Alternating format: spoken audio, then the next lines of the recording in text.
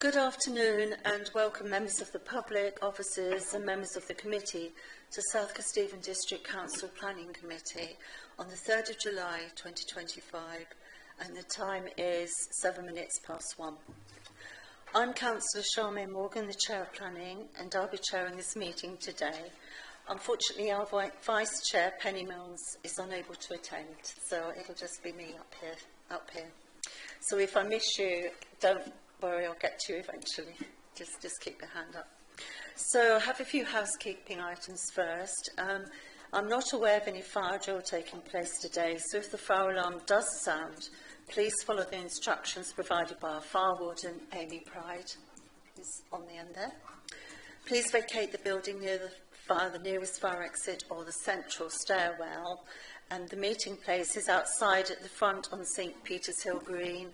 And for those of you who don't know, the nearest fire exit is actually in that corner over there, and there's a stairwell. Please can everyone ensure you've turned your mobile phones off or to silent. Please be aware this meeting is being recorded and also being live streamed via public on the South Kesteven website.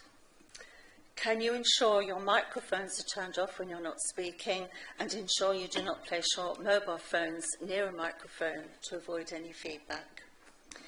Any members of the public attending, if you need a drink, we do have water available in the corner. You're welcome to help yourself. And toilets are just outside on the landing there. We have with us today Councillor and Cabinet Member Richard Cleaver. Welcome, Councillor Cleaver. We also have our officers, the Assistant Director for Planning and Growth, Emma Whittaker, Development Manager Phil Jordan, Principal Development Manager, Management Planner Adam Murray, and we have Planning Officers Miranda Beaver, still there, and we also welcome Alex McDonough, Planning Officer. From Legal Services, we have Mr. Paul Weeks. Welcome, Paul. And Amy doubles up as our Democratic Services Officer as well as our Fire Warden. Amy will be taking our minutes today. So we'll now proceed to the main business of our meeting. Public speakers for the applications being heard today, please be aware you will have 3 minutes to speak and you will be advised when you have 30 seconds left. You may finish your sentence, but not another paragraph. And Emma will now read out who our list of speakers are. Thank you. Thank you, Chairman.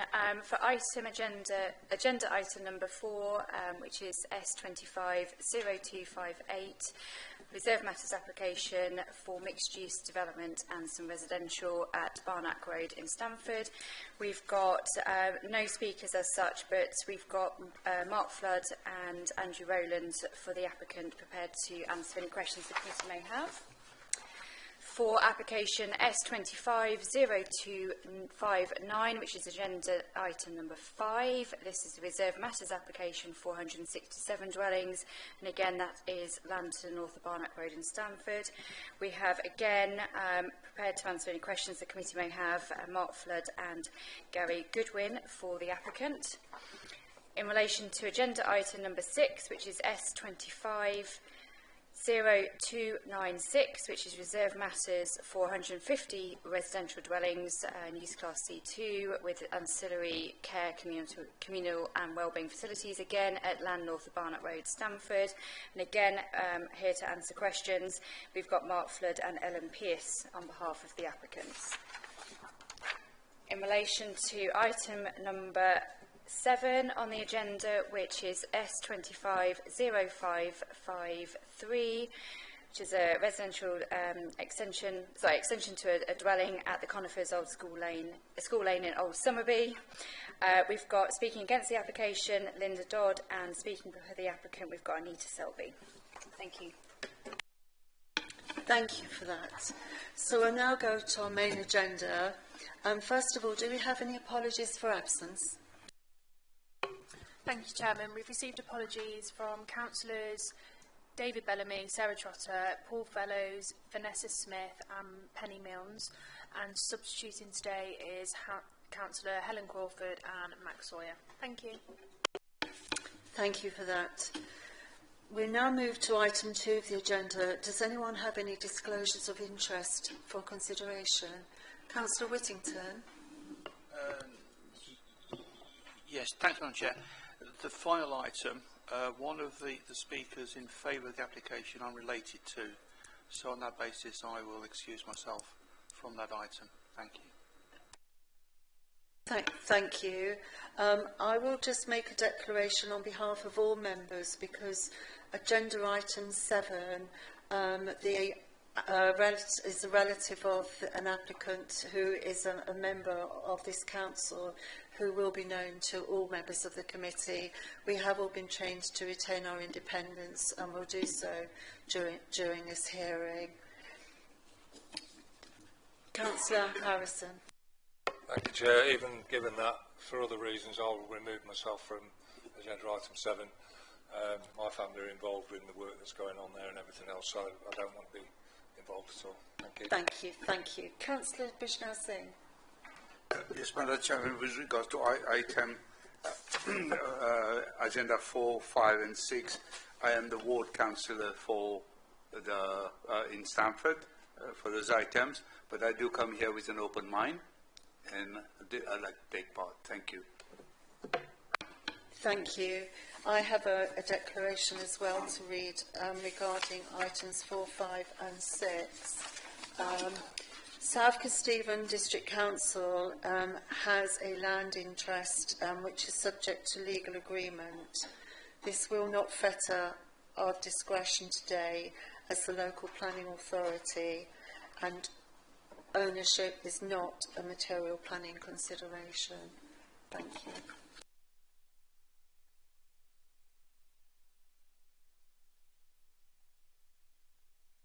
So we'll now move to item 3, minutes of the meeting held on the 12th of June 2025. May I have a proposer for those minutes? Councillor Whittington. Thank you. Do we have a seconder? Councillor Crawford. Thank you. And all those for, please raise your hands. 7. Thank you. All those against? And any abstentions, please? 2, 3. That's 3 abstentions. Thank you. Thank you. Yeah, we appreciate it. Thank you.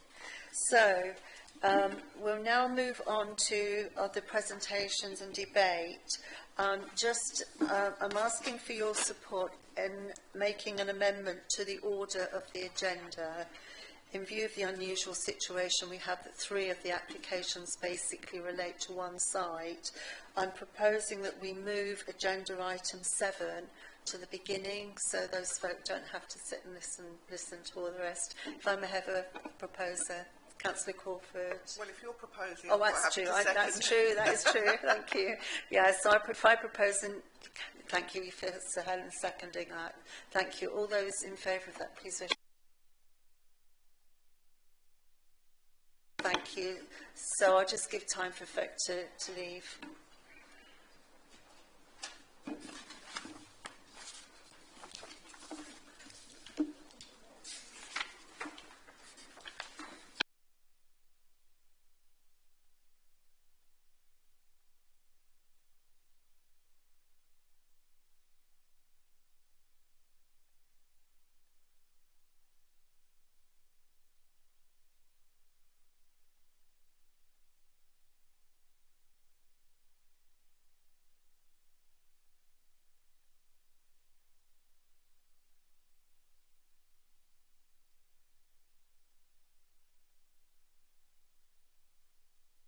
So we are now looking at agenda item 7, which is application reference S250553. This is a proposal for dormer to side elevations of the previous extension. They're on pages 129 and 138 of our agenda. The location is the Conifers School Lane, Old Somerby, Lincolnshire. And I'll now hand over to our planning officer to present this application. Alex Madon, thank you. Thank you, Madam Chair. So I'm presenting application number S250553, which, as mentioned, is a dormer to side elevations of previous extension. So the site address is the Conifers, School Lane, Old Somerby, and the reason for committee referral is the applicant is related to a member, and I am Alex McDonough. The key issues raised are impact on the character and appearance of the area, impact on neighbours' residential amenities, and highways impacts. Here is the site location plan outlined in red. And here are the proposed plans.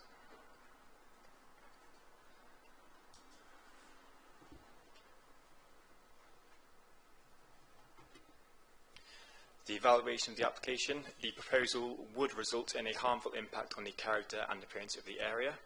Impact on neighbours can be mitigated through conditions on window glazing.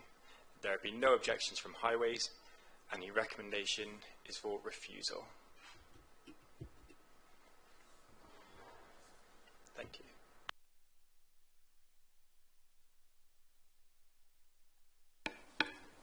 And have you, see if you've now finished. Thank you. Thank you. So if we could please have our first speaker come forward, who is Linda Dodd. Linda Dodd would like to come forward. Thank you, Linda.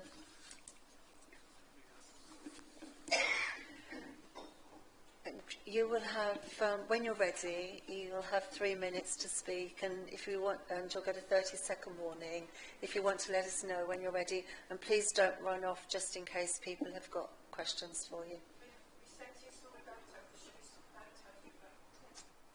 Thank you. I'll be fine. That's fine. Thank you. So if you'd like to start then, thank you.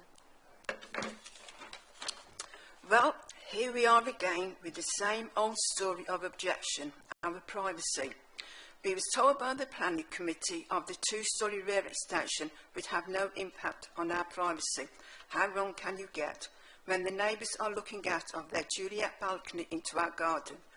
The extra build of the side window in the bungalow looks straight into our bedroom and the patio. The single rear extension also looks over our fence into our garden and patio.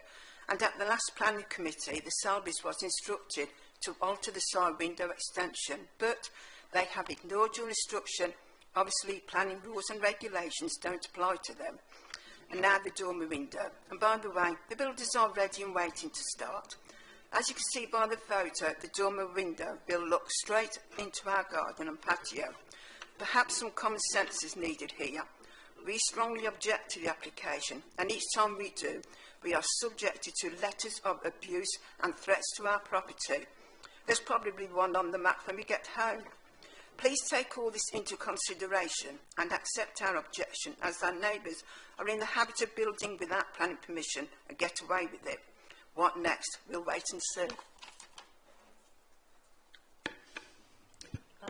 Thank you for your comments. We just need to be careful that we focus on material planning considerations rather than any personal comments. But can I just ask if any members of the committee have any questions that they would like to ask? The photo you see is taken from our patio, so that dormer window would be on that extension. Look straight onto our patio, into our garden. We have no privacy whatsoever in our garden, none. Thank you for that. Thank you. You. And it looks like nobody has a question for you, so thank you.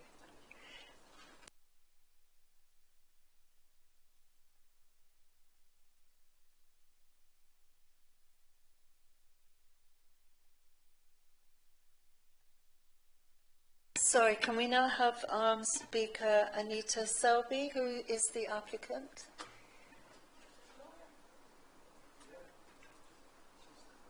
And just to say, you will have 3 minutes to speak, and you'll have, if you will, 30-second warning, and please stay seated in case anyone has any questions for you. Thank you. Can you push your button? Is that it? No. Officers, Chair and Committee, good afternoon. When our original planning application was submitted, we were asked to reduce the height. Unfortunately, when the project was completed, we have lost access to 4 foot either side.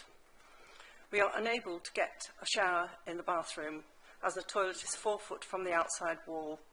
A dormer window would alleviate the situation. The Parish Council have been very supportive, with the only reassurance needed was for the opaque glass, as also are the other neighbours on the left of us. I don't quite understand why the Dodds are being so obstructive, as the property the other side of them has a bathroom window facing them. They also have their property for sale and hopefully will soon be moving. On reflection, I fully agree the size is not acceptable and would like to develop the bathroom only, as it is hardly fit for purpose. We are not in a conservation village. There are also solar panels in the village which do alter the appearance of School Lane. I'm not aware of any site visit. Was it included with the previous visit when the Dodds spoke to the committee members? Finally, I would like to thank the officers, Madam Chair and committee for the way our application was conducted on June the 12th. Unfortunately, I was not present to rectify the incorrect information given. Thank you for your time. Thank you. Does anybody have any questions at all?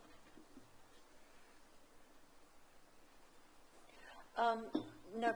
Can you just explain a bit more about the situation regarding the bathroom, please?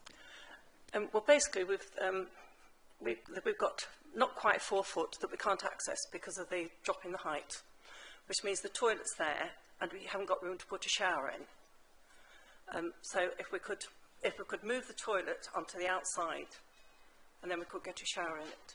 I mean, this is what I'm proposing. It is actually reducing it by 75–80%, the application. I say we're not in a conservation village. It wouldn't have any more impact than what the solar panels do down the lane. And with the opaque glass, there's absolutely no privacy concern whatsoever. The Parish Council were quite happy with it. Sorry, can I just clarify, you're actually proposing to amend the application that's before us, is that correct? That's correct, yes. So I need to confer with our planning officer, thank you.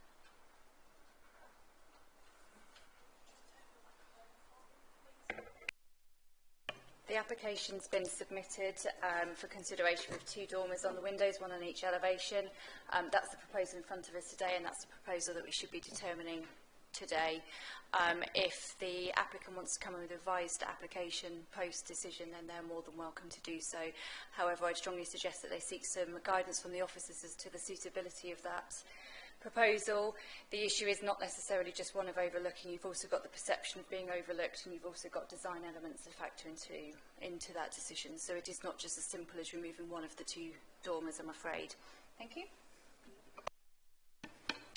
Thank you.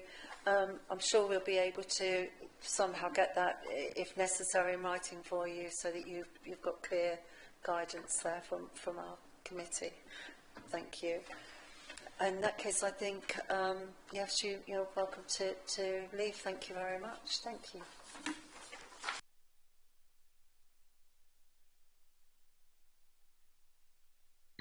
Do we have any members of the committee who would like to raise any points or ask any questions of our officers? No? Oh, Councillor Crawford. Thank you. I take it these dormer windows will be able to open?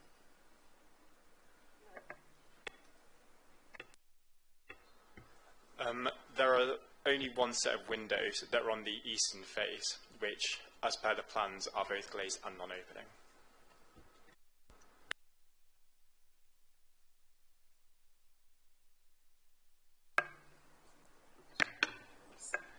I think if it's going to be a bathroom, then they're going to come back at some point and say we want the windows to be opened. You can have them glazed, but I think at some point, because it's a bathroom, you need to let steam out.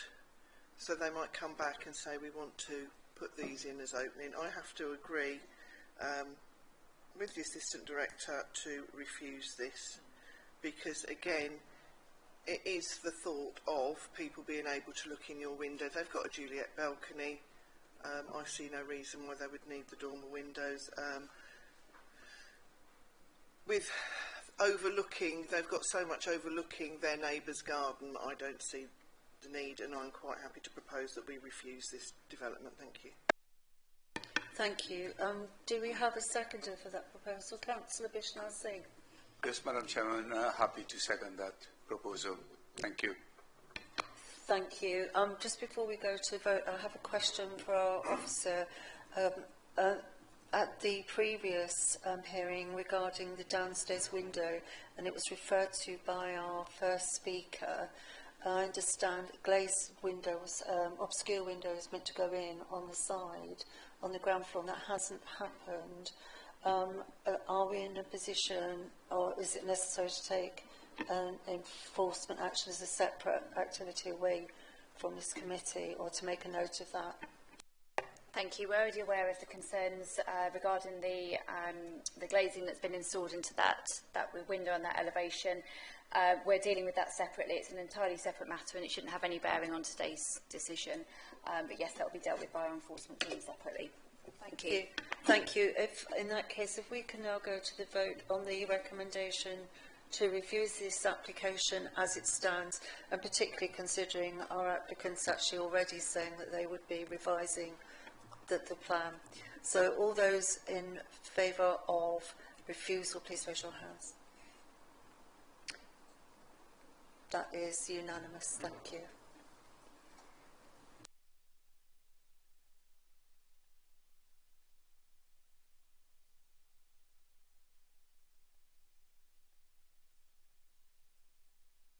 Is it possible to just let our other members, Councillor Whittington and Harrison, back into the room, please?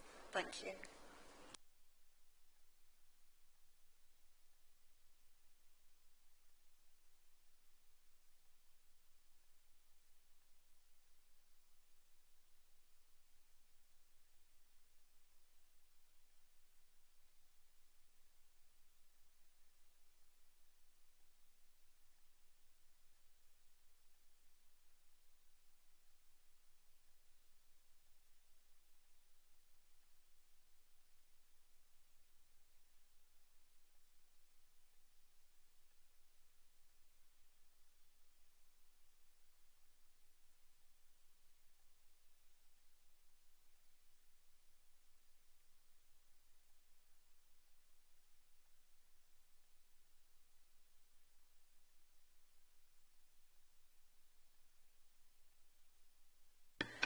Thank you. I think we're all back. Yes, lovely. Thank you. So we're now moving on to agenda item 4, which is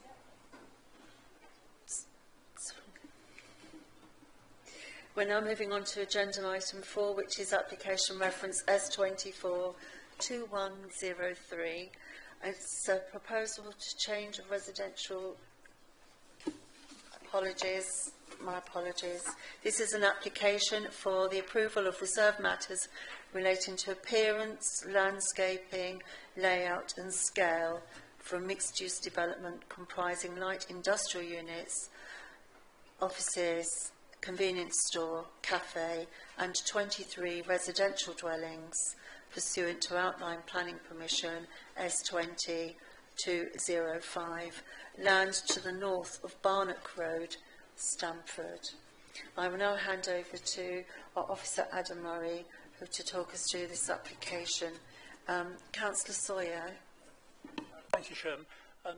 Given the similarity of these three applications and that they all relate to the same site, would it be possible for us to consider them together, or are we obliged to consider them separately? I will, of course, defer to your ruling. Yeah, thank you. I apologise because I should have explained to you how I'm planning to approach this, because you are right that we are talking about the same site. However, we've got 3 distinctive applications before us, and in fact, different applicants as well associated with those.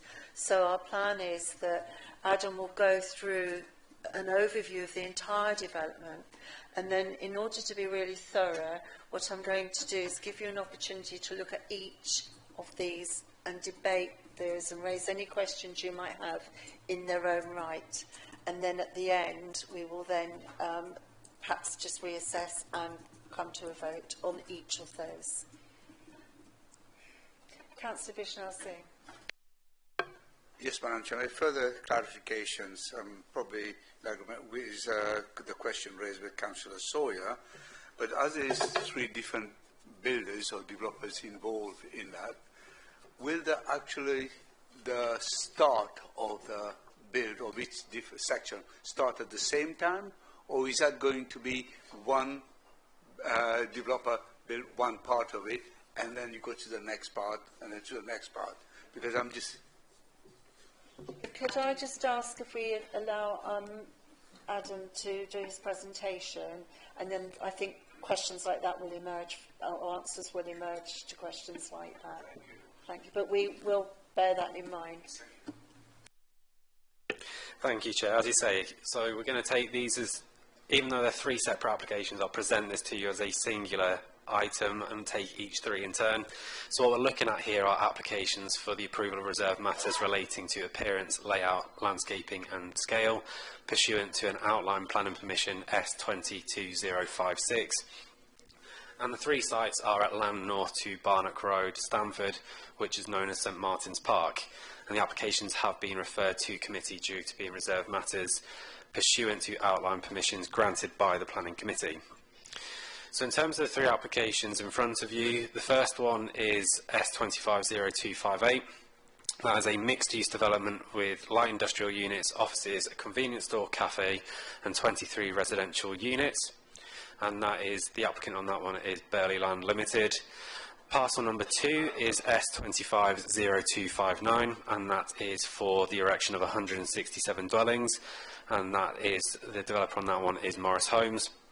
And the third one is for a development of 150 residential units, use class C2, together with the ancillary care, communal and wellbeing facilities, and the developer in that case is Senior Living Stamford, which are referred to in your reports as Inspired Villages.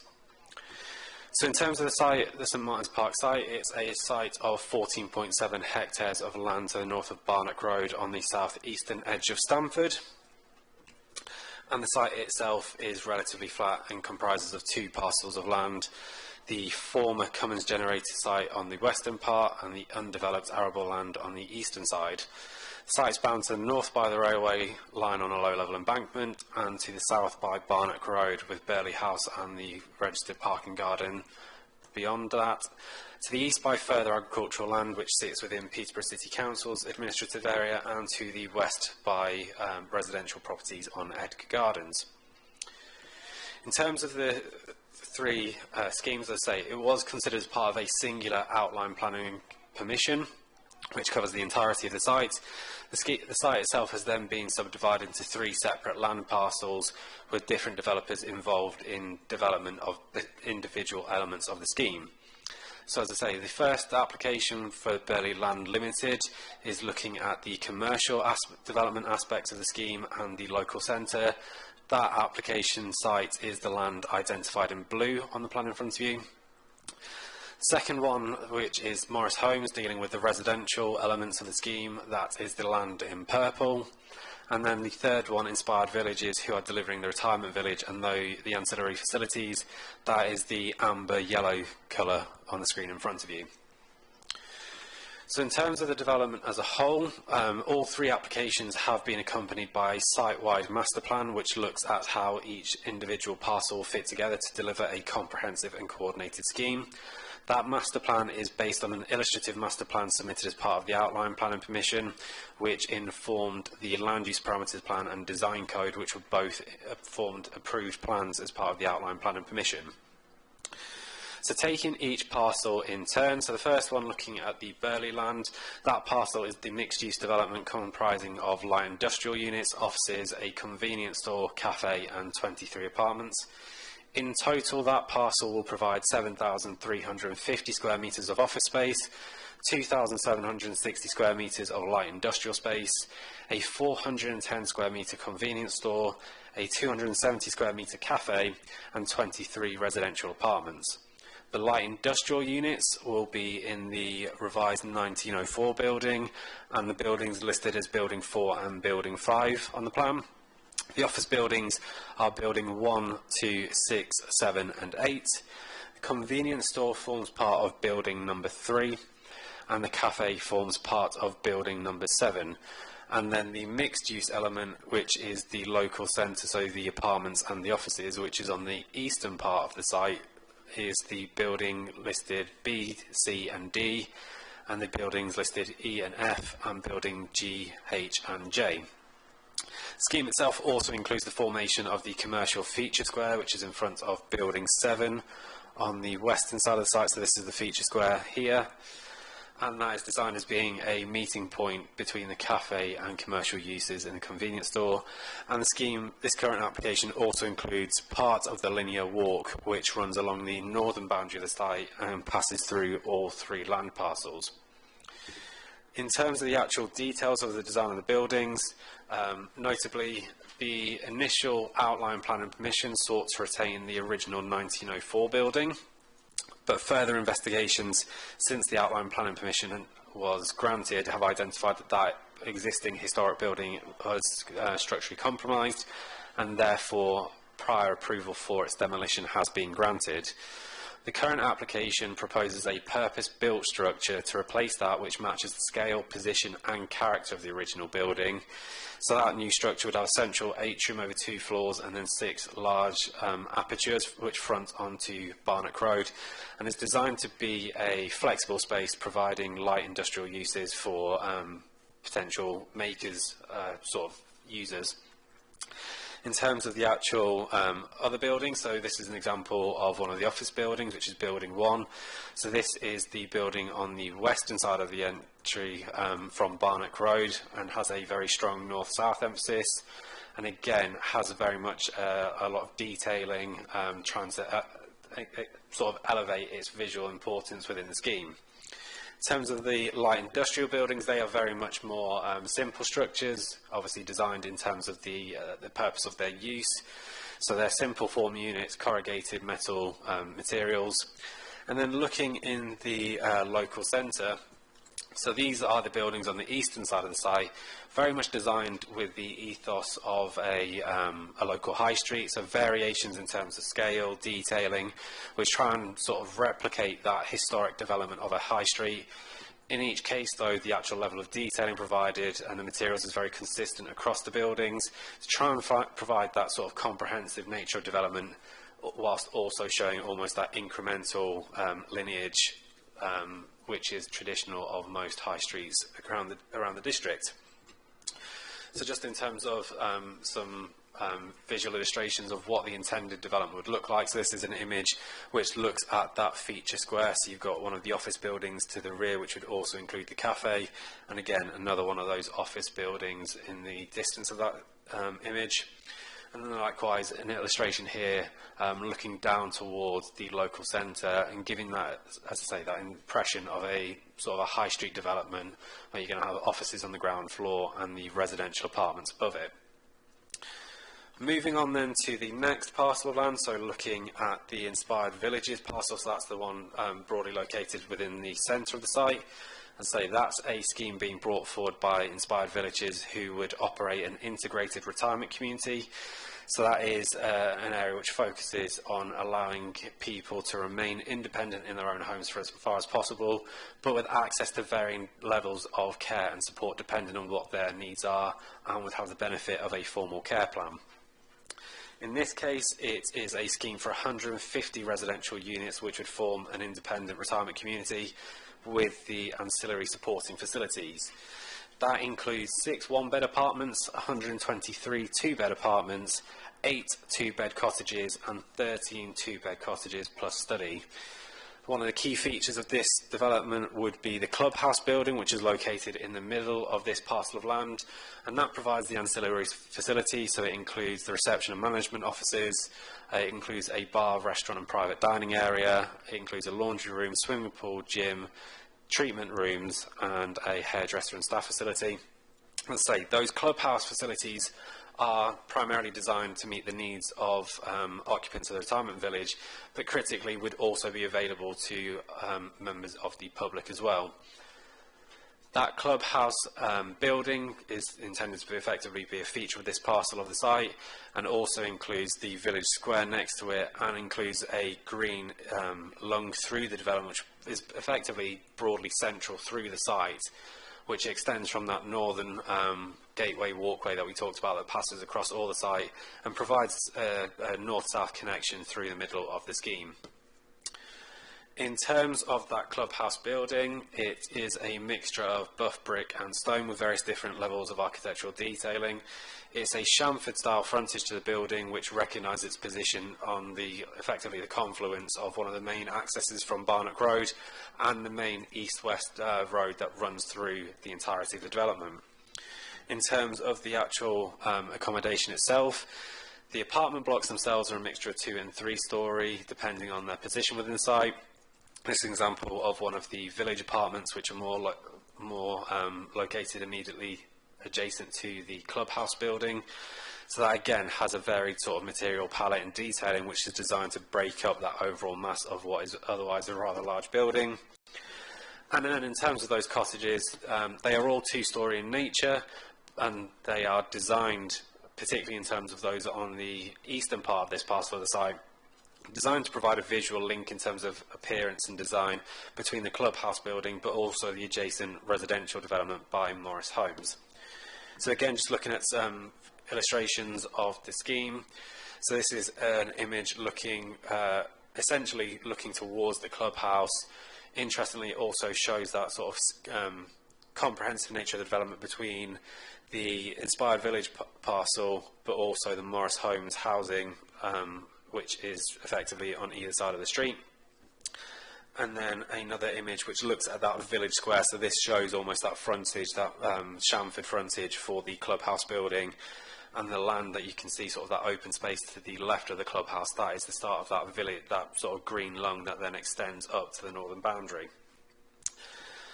And then finally, just taking the Morris Homes parcel, so that's the one that's primarily on the eastern part of the site. That is the main residential element of the development. So that is 167 dwellings, which also includes affordable housing. So you've got 117 market dwellings, which are a mix of 2, 3, 4 and 5 bed, and 50 affordable dwellings, which are a mix of 1, 2, 3 and 4 bed properties. Dwellings are predominantly 2-storey in scale, but you do have some 2.5-storey properties which are designed as being focal plots and scattered around the site to try and provide some elements of features and real sort of emphasis of key parts of the site. Dwellings themselves have a range of materials and have got a sort of a variety of detailing. The ones fronting onto Barnock Road have been inspired by the Morris Homes development of Cecil Square in Stamford, which is relatively well renowned as a high-quality development within Stamford. So just in some examples of those sort of buildings that are being designed, again, this is an example of sort of that variation that you have in property design, but in all cases they've got a high level of architectural quality, high-quality materials that are proposed to be used throughout, and even though they've got distinct designs along the different house types, they do work well together. So in terms of the evaluation of the 3 applications, obviously a lot of key themes between the 3 of them. Critically is ensuring that they work well as 3 parcels, but obviously comply with the overall outline permission that covers the entirety of the site, and there is comprehensive and a coherent development between all 3 parcels. Critically, condition 16 of that outline permission is the condition that limited the development uses on the site and the maximum levels of each use. So that condition limited it to up to 190 units of residential dwellings, up to 150 units and ancillary community facilities for the retirement village. And then in terms of commercial development, it limited it to up to 10,000 square metres, consisting of approximately 7,500 square metres of office space and 2,500 square metres of light industrial space, and then also control the convenience store and cafe. The development as submitted across the 3 parcels delivers that 190 residential dwellings, 150 retirement units with the clubhouse building, 7,350 square metres of office space, 2,760 square metres of light industrial space, and then delivers that convenience store and cafe, so it is compliant with that quantum and nature of uses controlled through the outline plan and permission. In terms of the actual layout of the scheme, there was the land use parameters plan, which is conditioned on the outline plan and permission, which effectively controls how the land uses can be distributed. And what we can see then from the comprehensive master plan in terms of how those commercial elements and residential elements are distributed, that is in accordance with that land use parameters plan.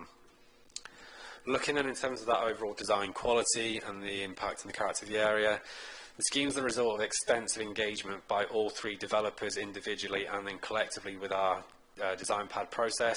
Throughout that, the emphasis has been on ensuring that you have three parcels that, whilst they are being delivered by individual developers, they work together, they're coordinated, and it allows for a coherent development across the entirety of the site.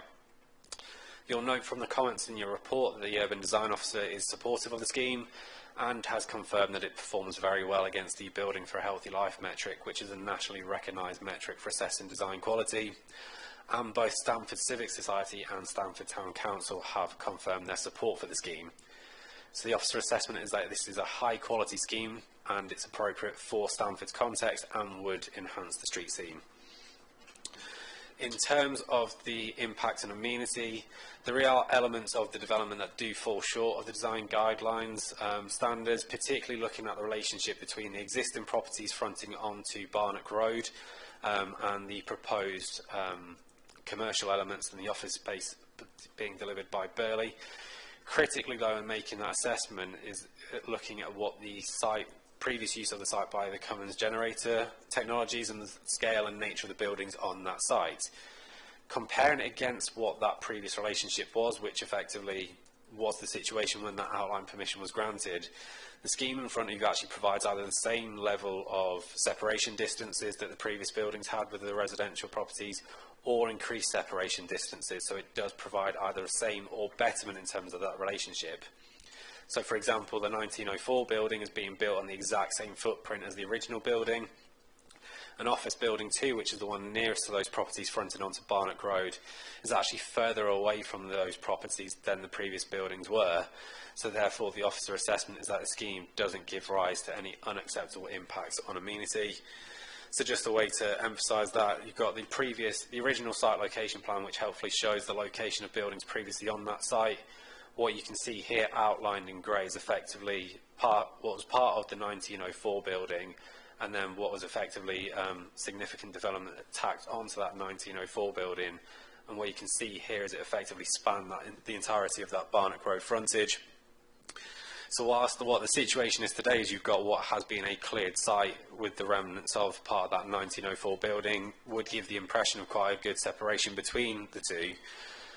If you use Google Maps and go back to the previous sort of dating, that's quite helpful. You can actually see that is the edge of the residential properties there. The Cummins generator buildings, as I say, covered that entirety of the frontage, so a very close relationship between those dwellings. Looking then in terms of that separation, you've got a similar sort of separation between building 2, as I say, the 1904 building is the same footprint as the previous element of that building.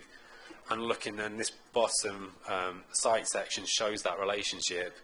So it's actually effectively a better relationship between these two buildings. So this is the existing dwelling on Barnock Road and that office building number 2. It's a better relationship than what was previously there. So taking that all together then, for all three of the applications, the officer assessment is that the schemes accord with the development plan as a whole. There's no material considerations to indicate that reserve matters consent should be withheld, and therefore for all three applications the recommendation to committee is to authorise the Assistant Director of Planning and Growth to grant reserve matters consent subject to conditions.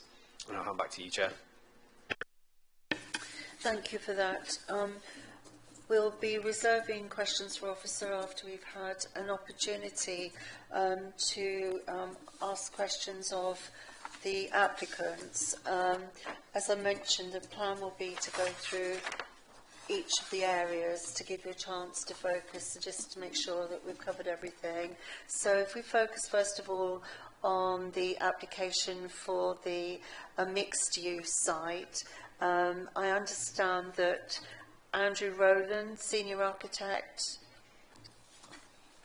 Adam Architecture, is that correct? Yes. So, yes, if Andrew Rowland and Mark Flood could please come forward. That's great. It's consistent for all of them. Oh, fine. Thank you. That's lovely. Thank you. Am I correct that you didn't actually want to speak at this time? Is that correct? But you are happy to answer any questions people may have. So, does anybody have any questions of our applicant at this stage? Councillor Crawford. Thank you. I can't quite see because the plan is quite small and my eyes aren't very good. But where the footpath runs along the back, is that all parking area around there? Because I can't quite make out what it is.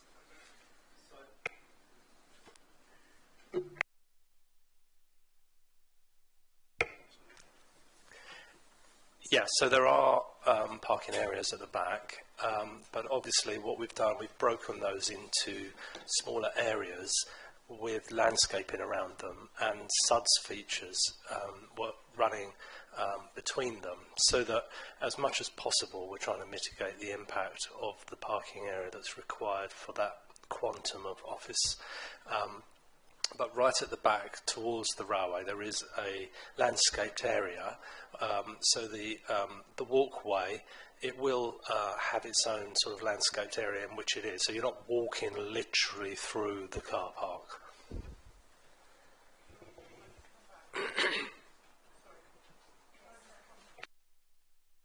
So, how many car parking spaces are there, please?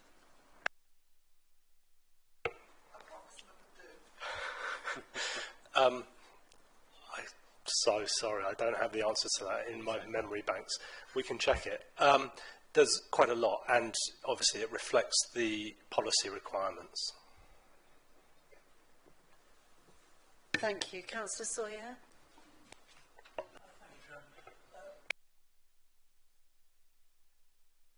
Regarding the traffic generated by this development, would it be comparable to the level when the Cummins factory was in full operation?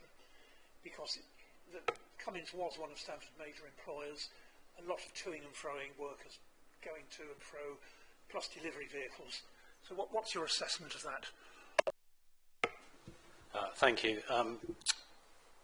The starting point with that is that it was considered within the consideration of the outline planning application. I remember sitting here in this chair when that was considered by the committee in 2022, I think. So when the application for outline permission was under consideration, one of the factors the Highway Authority looked at was the net change point that you're raising, and they were satisfied that whilst there was, I struggle to quantify it because it's a couple of years ago now, but whilst there was a modest uplift within certain times of the day in terms of traffic generation, with appropriate mitigation, for example, the design of the site access and also creating a footpath cycleway along Barnack Road connecting up to Water Street, I think it is, the Highway Authority, the Planning Authority and this committee was satisfied that the balance was suitable between previous use and proposed use, and the scale of that proposed use was carefully conditioned in the outline permission, as I think you've heard already, and is carried forward into what's in front of you today. Thank you. Councillor Wood. Thank you. Yeah, just a general comment or a question for you really. I noticed there's quite a few computer-generated images in your pack that look very nice, very pretty. How much should we rely on those? I mean, is that what we're actually going to get? I'm always a little bit worried when we see these sort of images. Thought that looks great. Will we actually get that? I don't know whether planning permission will guarantee it or whether you guarantee we'll get that or something very similar to that. I think only a foolish man would guarantee anything. Yeah, in my experience, we are able to deliver exactly the quality that you see in those CGIs. So I have every belief. I was personally involved in having those generated for us to reflect exactly what I designed. So, yeah, I'm pretty confident that that's what we're going to see. If I could just add to that, just taking a slight step back, Burley Estate, in the guise of Burley Land Limited, is applicant for this particular reserve matters application we're discussing now. But they also have a substantial land ownership role in the overall site, and I can say with absolute confidence that through this process, from the outline all the way through to developing these detailed proposals, Burley have had a very sort of strong hand on sort of design quality and what that would ultimately look like. And as you'll know, they will be neighbours to this site and will carry that forward in terms of delivery. So whilst no one can guarantee that you'll be able to stand in and see exactly that image, every effort is going to be made to make sure it's as near as damn it as to what you can see there. Thank you. Harish. Thank you, Madam Chairman. Thank you very much for a very thorough, sort of a well-studied plan put forward. As I'm really concerned about, like, it looks very good on paper, as computer generated, very nice. But I hope that you will keep the what you see is what you get, you know, as close to it. But I'm very concerned about energy and energy conservation. I'm concerned there's mention about that there will be what called solar panels on certain of the buildings.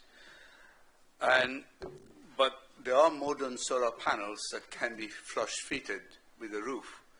And I thought probably the 1904 building lends itself quite nicely as it faces the roof side, faces east and west, you know, for the sunshine.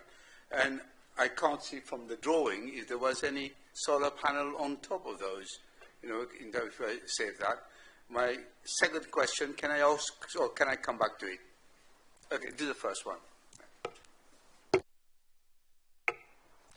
Thank you. Yes. So we have quite a wide range of sustainability features in the building.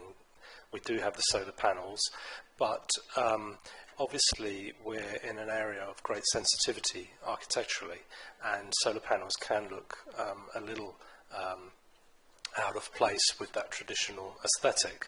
So we've sought to hide them as much as possible. So, for example, we do have them in the 1904 building, but because we've got a valley double pitch roof, we've placed them within the valley. But because the low pitch of the roof, they won't be overshadowed when the sun's out. So they will generate energy for us. So that works quite well for that building. But in a wider context of sustainability, the policy requires BREEAM good. We are currently on track to deliver BREEAM very good. We have the latest type of air source heat pumps to provide energy for the buildings. So we have a great many sustainability features in the buildings. Yes. Yeah, second thing that is, you come right to it, with regard to the heat source pump, yeah, and is that propagated all throughout the, what you call the development site? Most of the houses will have them, and removing the gas boilers totally out of it? If I may, I will let the other applicants answer that question. I'm not responsible for the... Oh, you mean the apartments within the Burley Land element? Yes, they will. They will have air source heat pumps as well. The flats above the offices in the High Street section will also, yeah. Go, last one. Go on then. Yeah, I see there are a lot of car parking spaces, yeah, and of the houses. Will there be what you call charging points for cars, as we are really getting most cars towards electricity? Appreciate a lot of the questions here, Councillor Bisnarty. One of the important things just to remember, as we said during the presentation, a lot of detail in terms of sustainability and those sort of things are covered by planning conditions on the outline. So the final details in terms of electric vehicle charging, solar panels, air source heat pumps, that detail is reserved by condition 31. So as you've heard from the applicant team, a lot of consideration has been given to that so far in terms of the layout and the appearance of those buildings, but those actual final details, that's covered by the planning condition, so that'll be subject to a separate decision. Thank you. Thank you. Sorry, could I just add a point to that? Yes, I may, Chair? Thank you very much. Just on that condition, it was condition 31 of the outline, and what that does is it requires the development to meet certain sustainability criteria and energy performance that was specified in a specialist report, outline stage, or incorporate measures equivalent to what was set out in there. And to give you an example of that, one of the measures set out was that the BREEAM rating of the commercial buildings should be at least a good rating, whereas you've just heard on that particular example, as an example of what we're doing, the rating that's achieved in what's in front of you now is actually very good, so we're actually exceeding what the outline requires us to do in that respect, just as an example.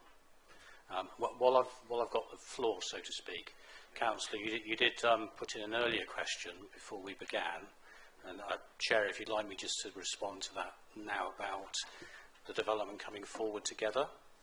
Yes, you may as well, because that will be appropriate. It spans all three schemes. Yeah. So, again, starting with planning conditions, this was a particular theme at outline stage, and your officers at the time were very careful to try and ensure that it did indeed genuinely all come together as a one development, mindful that there would be separate developers. And there's another condition, condition 11 of the outline, which requires a phasing scheme to be submitted for the whole of the site. Now that's not been done as yet, but it is specific that that scheme has to, and I'll quote here, has to show the relationships between the commercial housing, retirement village and infrastructure components of the development, including blue and green infrastructure, as the scheme progresses. That's what it says. There's a requirement that all the elements fit together and are shown how they develop side by side going forward for any of it to take place. That has to be done first. So I hope that provides some reassurance for you. Thank you very much for the clarification. Thank you. Thank you. If we can now go to Gloria Johnson. Thank you. Thank you. I'm looking forward to seeing it completed. It's been going on a long time. One area that perhaps you can't answer at the moment, there's a lot of open spaces and greenery and things like that. Who's going to be held accountable for looking after it? Will it be done by a working party across all three areas, or will it be part of the people who buy the houses to pay so much each year for the maintenance of it? Because there's lots of greenery, which I'm glad to see. Actually, it's not just a load of houses. It's quite a nice development. Thank you. Again, just thank you for the question. Just firstly to reiterate that it's very much in Burley Estate's intention that that will be properly managed in the future, because it's of no interest to them and to the setting of the park for any of those elements to fail. So there's some reassurance there. But through the outline stage and also now, the intention has always been that in areas which aren't adopted by the Highway Authority, for example, in those private areas, they would be managed by a management company going forward. But again, Burley Estate would have quite a heavy influence on how that's set up, how that progresses, working with the other developer parties. So that's fully the intention, and it's certainly the green space and the blue infrastructure is as important as anything else in terms of creating the environment of the development and keeping that quality, and that is very much the intention. Thank you.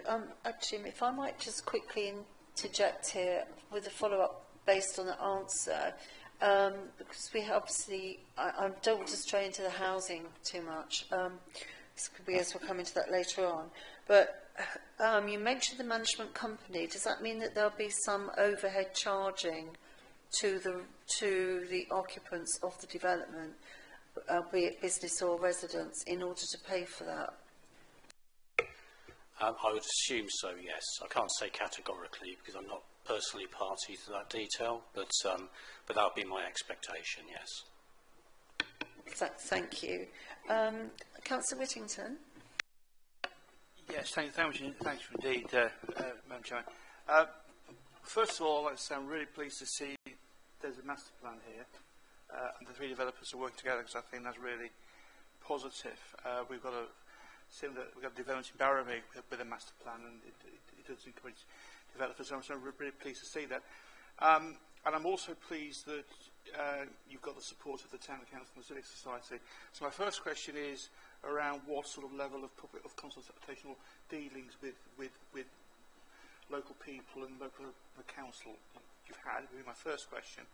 My second one is again, it's great to see all the greenery, which I think is fantastic, because you've almost got this kind of this green air all the way around, nice and green. I noticed, though, that obviously at the north of the site, that greenery accesses onto the railway line, and to the south onto Barnard Road. Now, I don't know how busy Barnard Road is, but obviously, my question is really around.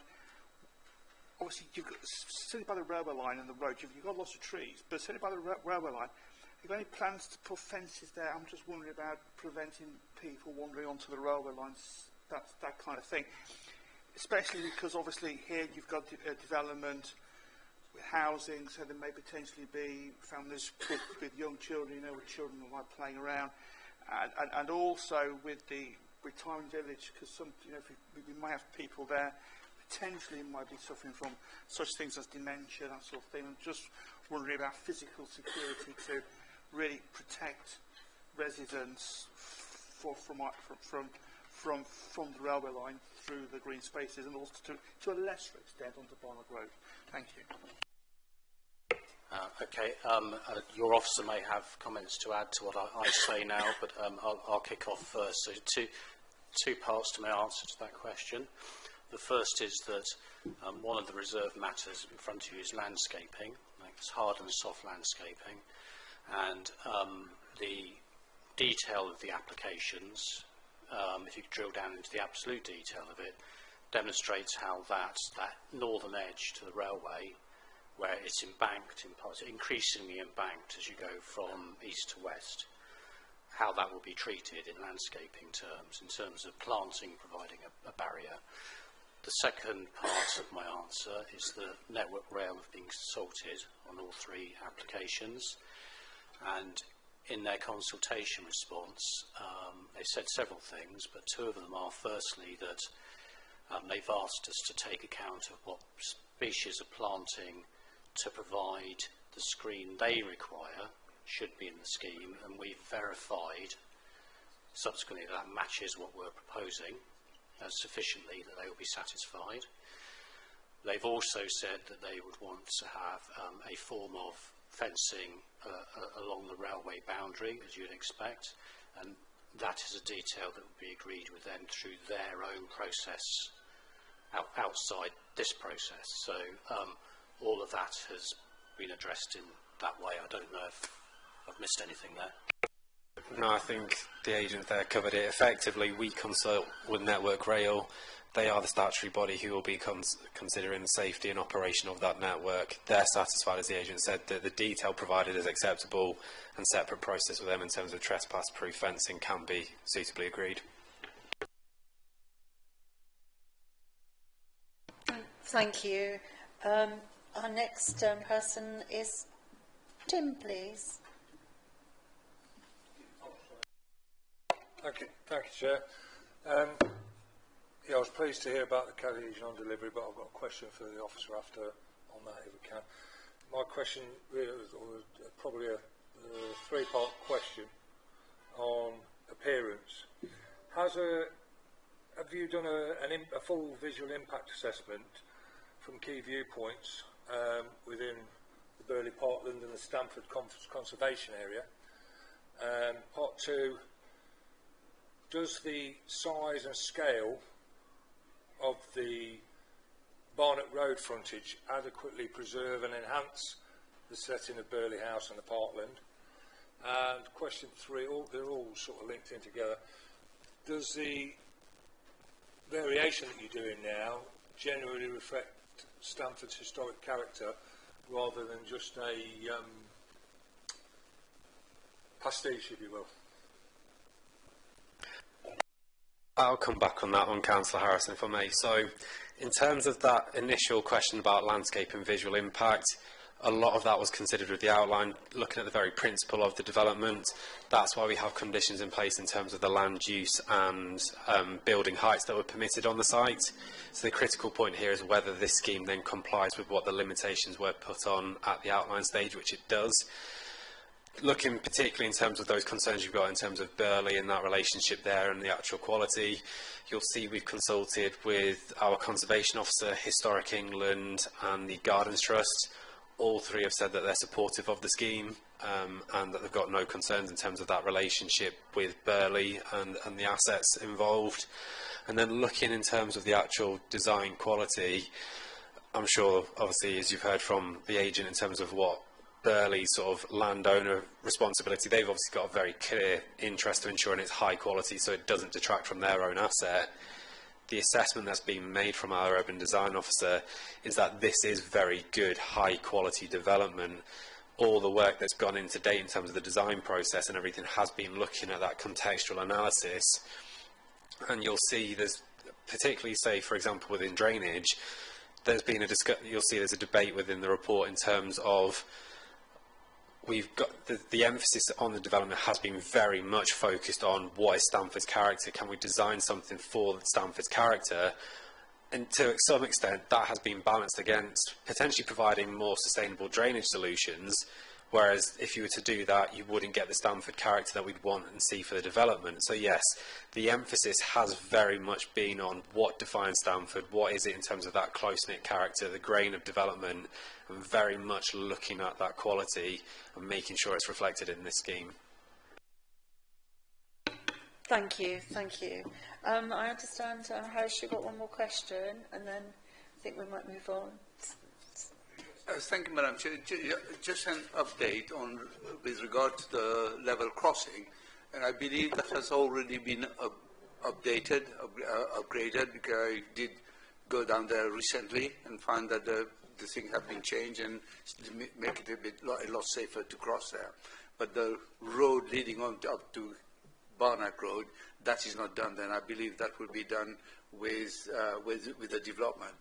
It will be tarmacked. Yeah, so just on that point, Councillor Blaze and asking, so the railway crossing upgrade 2 that's secured through the Section 106 agreement, there's also, that also includes a package in terms of additional street trees and footway widening, improved bus stops. That's covered by planning conditions on the outline planning permission. So all those considerations in terms of upgrades were considered at the outline, that were secured. So they're covered. It's not necessarily part of the consideration that we need to have take into account for today's application.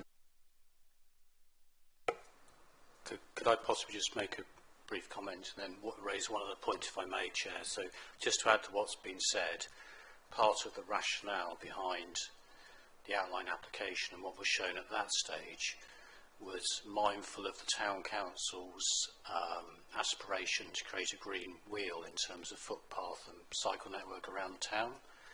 The aspiration was that this site and the level crossing upgraded and the track upgraded would provide a sort of southeasterly quadrant element in that aspiration.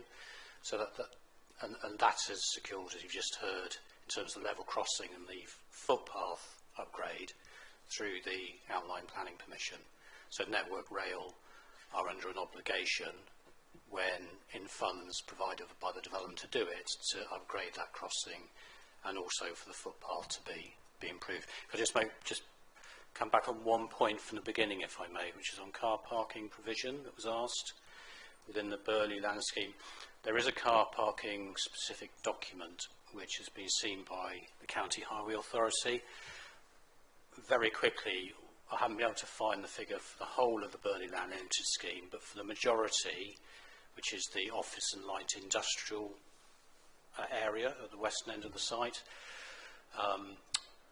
the requirement, the parking requirement, is 218 spaces, and we've just gone over with 219. So that's a figure in response to the question earlier. Thank you. Thank you.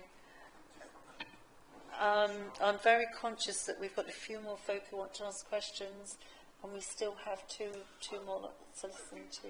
Concern with regards to the actual... If you had a follow-up, fair enough. Thank you very much. Thank you for the update on that. And I believe that is going to continue. That footpath that's going to continue to be improved, going through over Hudson Mill and also coming across to Uffington Road, where it's access all the shop amenities on that side from the pedestrian from this side. Thank you, Councillor. As I recall, I must stress I'm going from memory here, that there is provision within the 106 for that whole link to be upgraded in certain ways. So that I think that's correct, but I wouldn't want to that's absolutely sacrosanct on that, because I'd need to check. It's a detailed 106, but I recall that's the case. Thank you. I'm going to go to Patsy next because she hasn't asked a question yet, and then I'll go back to Councillor Whittington and Max. Thank you. Thank you. I noticed that Peterborough City Council offered no objection, subject to consideration of a few things, and one of them was more central green amenity and some pocket parks. I'm just wondering if they have been woven into the design as it stands.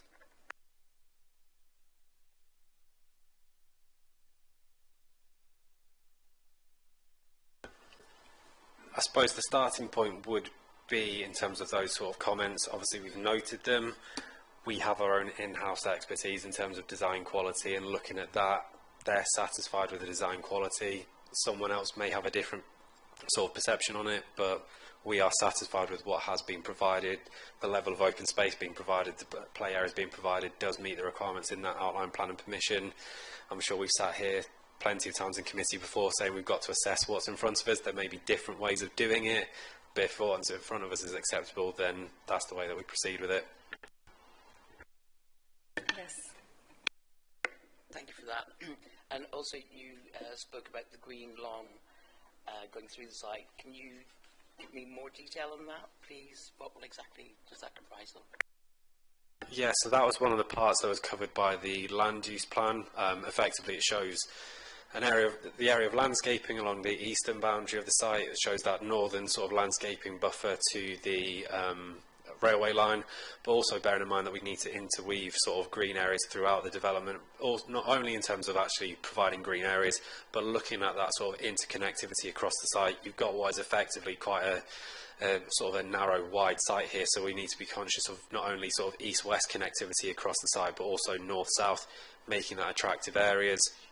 That green lung that goes through actually next to the Inspired Villages retirement village effectively provides a connection off that northern boundary footpath, brings you directly into sort of the amenities and facilities provided as part of the Inspired Villages development, but then also continues onto the paths that run alongside the roads, etc., linking then into that local centre where you've got the cafe and convenience store. So that is effectively the ethos for that green lung, is to provide a sort of a pedestrian-friendly route from the northern boundary to the southern boundary, linking through to all those key amenities that are very central within the site. Thank you, Councillor Whittington, and then Councillor Sawyer, and then I will draw a line to this section. I think my question is related to that, because I can see when all the sites are completed, it's possible to sort of, just so if I was there, either walking, cycling, or driving, I'd be able to virtually go anywhere in our site, which is great, and it's good. There's a proper centre. My question is just my understanding on some of the roads. They're marked in a kind of a grey as just make other road, and then in the kind of really light green, they're down as core parking. What's the difference between core parking and an actual road? Because does that mean then if there's parking on those light green areas, there could be bottlenecks? I'm just trying to understand what the difference between core parking is and normal road. Thank you. I have a feeling that at the scale you're looking at it, the court parking areas and the cream roads look the same. But actually I think what there are two different colours of road, the grey and the cream, and then the court parking is actually a very, very subtle rose kind of colour. I could show you on my screen and you would see it. But the idea is that court parking is a hard surfaced area, but it's behind buildings, whereas the road that is shown as cream is sort of more of a shared surface. So it's the idea is that it feels more pedestrian friendly and it acts as traffic calming as well. So I think there's a slight difficulty of seeing that probably in a printed version.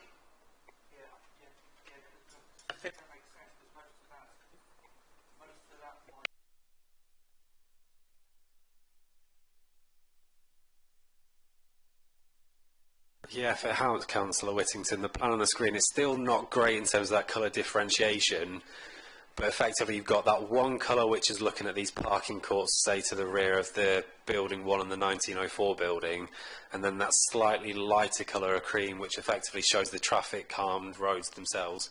Slightly different, yeah. Thank you.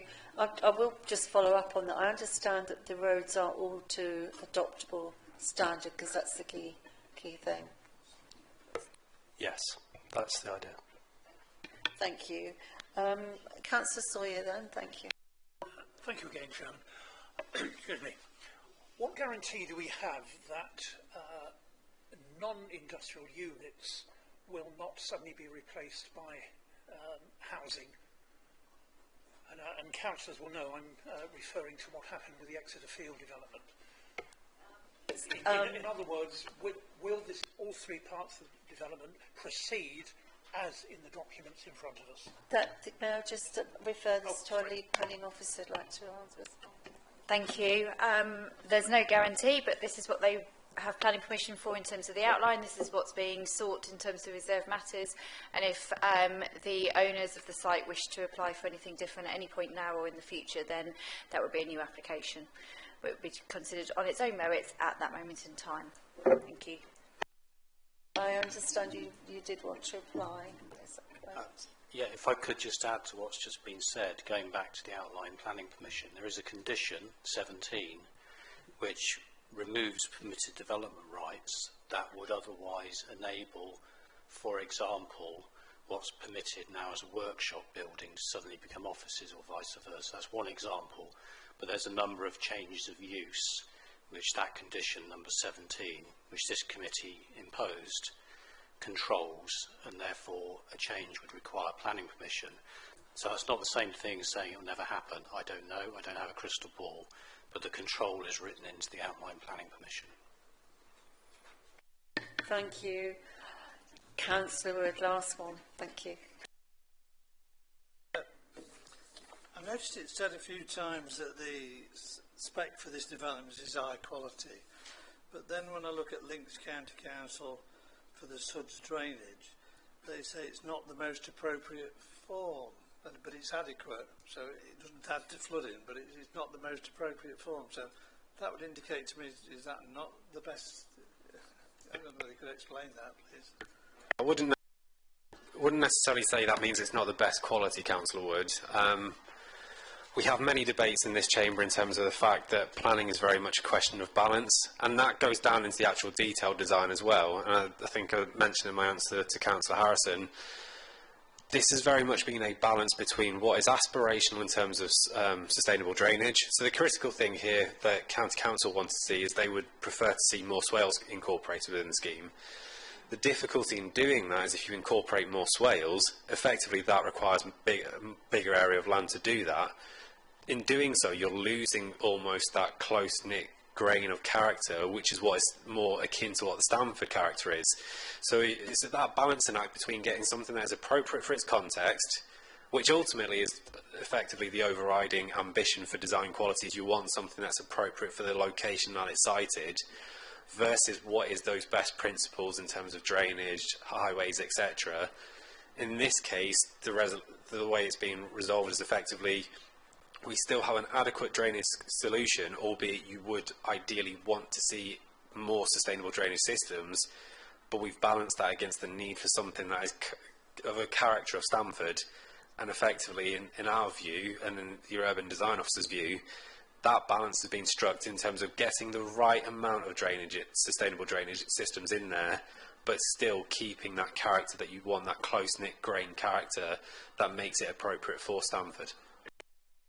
I do know that Links County Council do say it will manage the water system effectively. It's just that I picked up it's not the most appropriate, but that's on swales, that one more swale. Okay, thank you. Thank you. So just to clarify, that there will be adequate water management? The drainage solution is adequate to manage the level of water runoff required. It's just about how that is managed. County would ideally want to see more swales included and more infiltration measures included, but doing that you lose a bit of the character of Stamford to do so. So the scheme is suitable, it does what it needs to do. There's just potentially alternative ways to do it, but you'd then be losing elements of what also makes it a high quality development for its location. Thank you, thank you. I'm going to actually put this to members. We've had a number of questions around this section. Would you rather that we went to debate on this now and vote on this now? Just it seems to me now it feels the most sensible way of going forward. Would you all agree on that?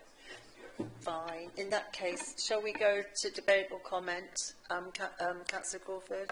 Thank you. I mean, the agents, bless them, and the officer have answered numerous questions, and I'm probably one of the few committee members that were here when we voted for outline planning permission back in the day.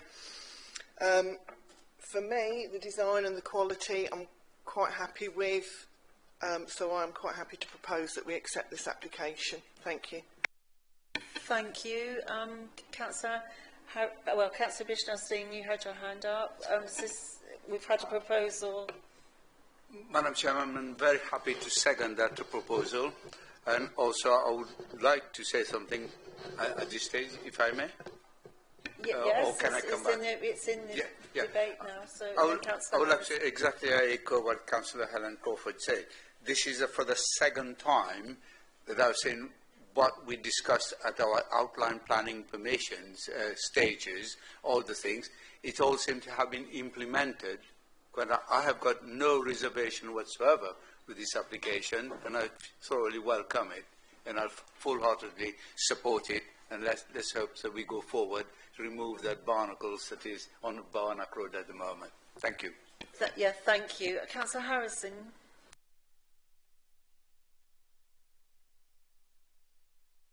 Councillor Whittington. Yes, thanks, Madam Chairman.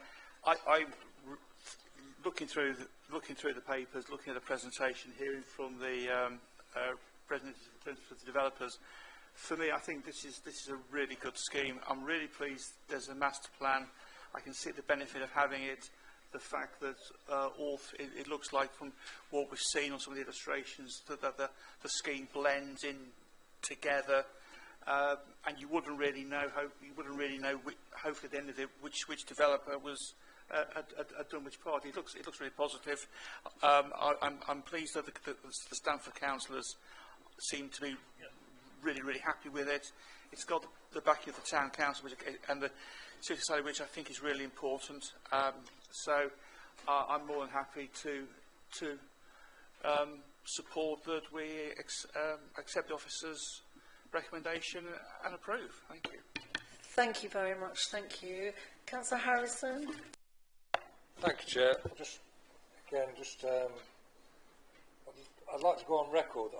I'm a bit concerned. All this was done initially under one plan. We've split it into 3 plans now, and I am concerned that even the officers have said there could be some fracture in the delivery of this project. The Stamford Civic Society have said that they consider that all 3 sites are developed concurrently, I'd just like to go on record that I am concerned about, that is a concern I've got, historically with other things that we've got going on in the town. I think in the district our problems have arisen. So I would just like to make a record of that. And then the other thing about the SUDs, yeah, they may be adequate now, but we know that those problems, we're getting problems with this that are increasing. So I'd just like to go on record that I've got concerns on that as well, on what's adequate at the moment, you know, and is it really because of the character of the building, or is it the volume of housing that we'd lose putting better quality SUDs in? I've just queries on that, that's all. For that, I think, I don't know, I think I'm going to vote on this, I'm not quite sure yet. Thank you. I understand, yes.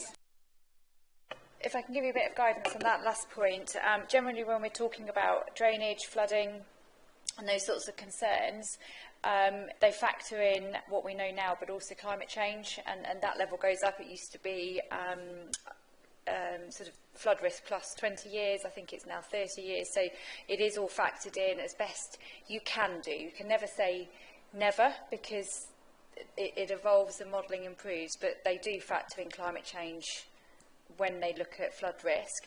In terms of the SUDs, what is being said is that the scheme is perfectly adequate. County will have a preference as to how they like their SUD schemes to be laid out, because after all they'll take on the management of those. That doesn't mean there's not a functionally different solution that works just as well. So they're not saying this doesn't work functionally, just that they would have, if they had free rein, design it differently. So that's not quite the same thing. So I think you can be reassured they wouldn't be taking on a liability if they weren't happy with how it's designed and that it wasn't fit for purpose. They would be telling us that it wasn't fit for purpose if that was the issue. Thank you. Thank you. Councillor Sawyer, you had your hand up again. Thank you. Thank you, Chairman. I've read all the documents. I've listened carefully to everything said today. I'm fully in support of this proposal, but I would dearly like to see the demolition completed so that appalling eyesore on what is otherwise an attractive route into and out of Stamford is made as appealing as it otherwise ought to be. Thank you. Thank you. I will, in that case, now go to the vote. And just to clarify, we are just at this stage voting on the first aspect, which was the multi-use development. So we are voting for application S242103. No, we're not. Thank you. S250258. Which is the application for the approval of reserved matters relating to appearance, landscaping, layout and scale for mixed-use development comprising light industrial units, offices, convenience store, cafe and the 23 residential dwellings associated pursuant to our planning permission S20-205 and subject to all conditions, and we are granting permission to authorise our Assistant Director to move forward with this. So all those in favour, please raise your hand.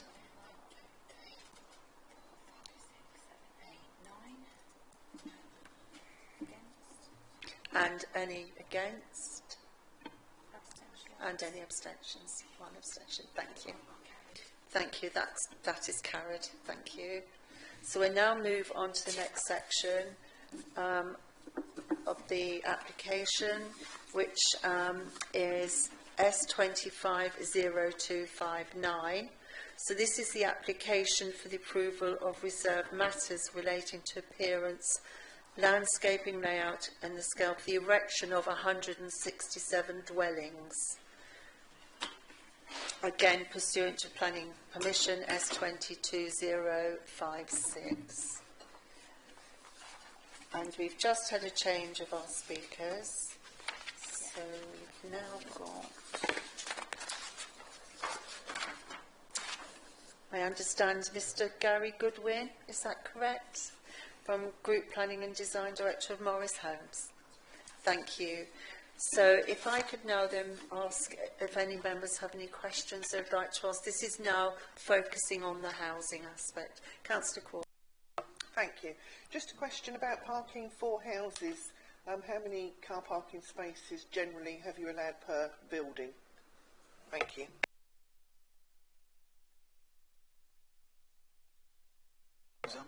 There you go.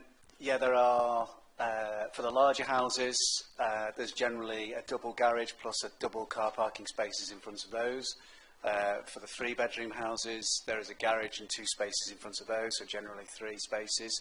The garages are all oversized from what used to be the norm in the 80s and 90s, so they are all 6 metres by 3 metres, which allows enough room for storage within them as well. In addition to that, a lot of the garages have accommodation over them as well, so that they've got additional storage as well as the storage in the back. So we also meet the cycle parking standard. In addition to that, we've also incorporated, and it's one of the first schemes to do this with this highway authority, is incorporated dedicated on-street visitor parking.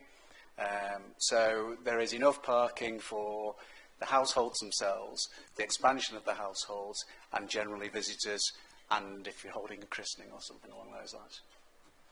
Did you want to do a follow-up? Thank you. I'm really pleased to hear that you have got garages that are big enough to fit a car in, which makes a change, and plenty of parking, because that is a great issue with a number of new estates that you have 2 or 3 grown-up children, everybody's got a car, and they have partners, and all of a sudden everywhere's blocked with parking, so I'm pleased with that. I'm also pleased to see on page 83 about the 80,000 towards the existing crossing system to be upgraded as well. That is a very good positive. Thank you. Thank you. Does anybody else have... I have a question, if I may. We have a mixture of market housing and affordable housing. Is that distinguishable by the design of the properties? Have we tried to ensure that there is a parity between them? So the development and the whole ethos behind the developments is design first and allocate the affordable housing second. And the design parameters and the design code that was established in the outline planning consent has also been applied to development as well before the affordable housing was allocated. So we've created character areas that you've heard about today, which include the entrance roads, the village square, where the densities might be slightly higher. We've got the village street that runs through our development, where the densities are slightly higher. There is a mixture of both affordable and private housing in all of those areas, and there is no distinguishing character between the affordable housing and the private housing. So there are affordable housing that are built out of natural stone. There are all brick or render, in the same way that the private houses are built out of brick and stone and render. Obviously, when we get to the bigger houses, the very large houses, which create a set piece, they're not appropriate for affordable housing. So the affordable housing is helping create those character areas first and foremost, and then it's allocated as affordable housing. Thank you for that. If it helps just to provide some additional comfort for you there, Chair, the Section 106 agreement that's tied to the scheme with the outline permission, that secures the 30% affordable housing across the whole site. It also requires the submission of the affordable housing scheme, which shows how they're going to be laid out.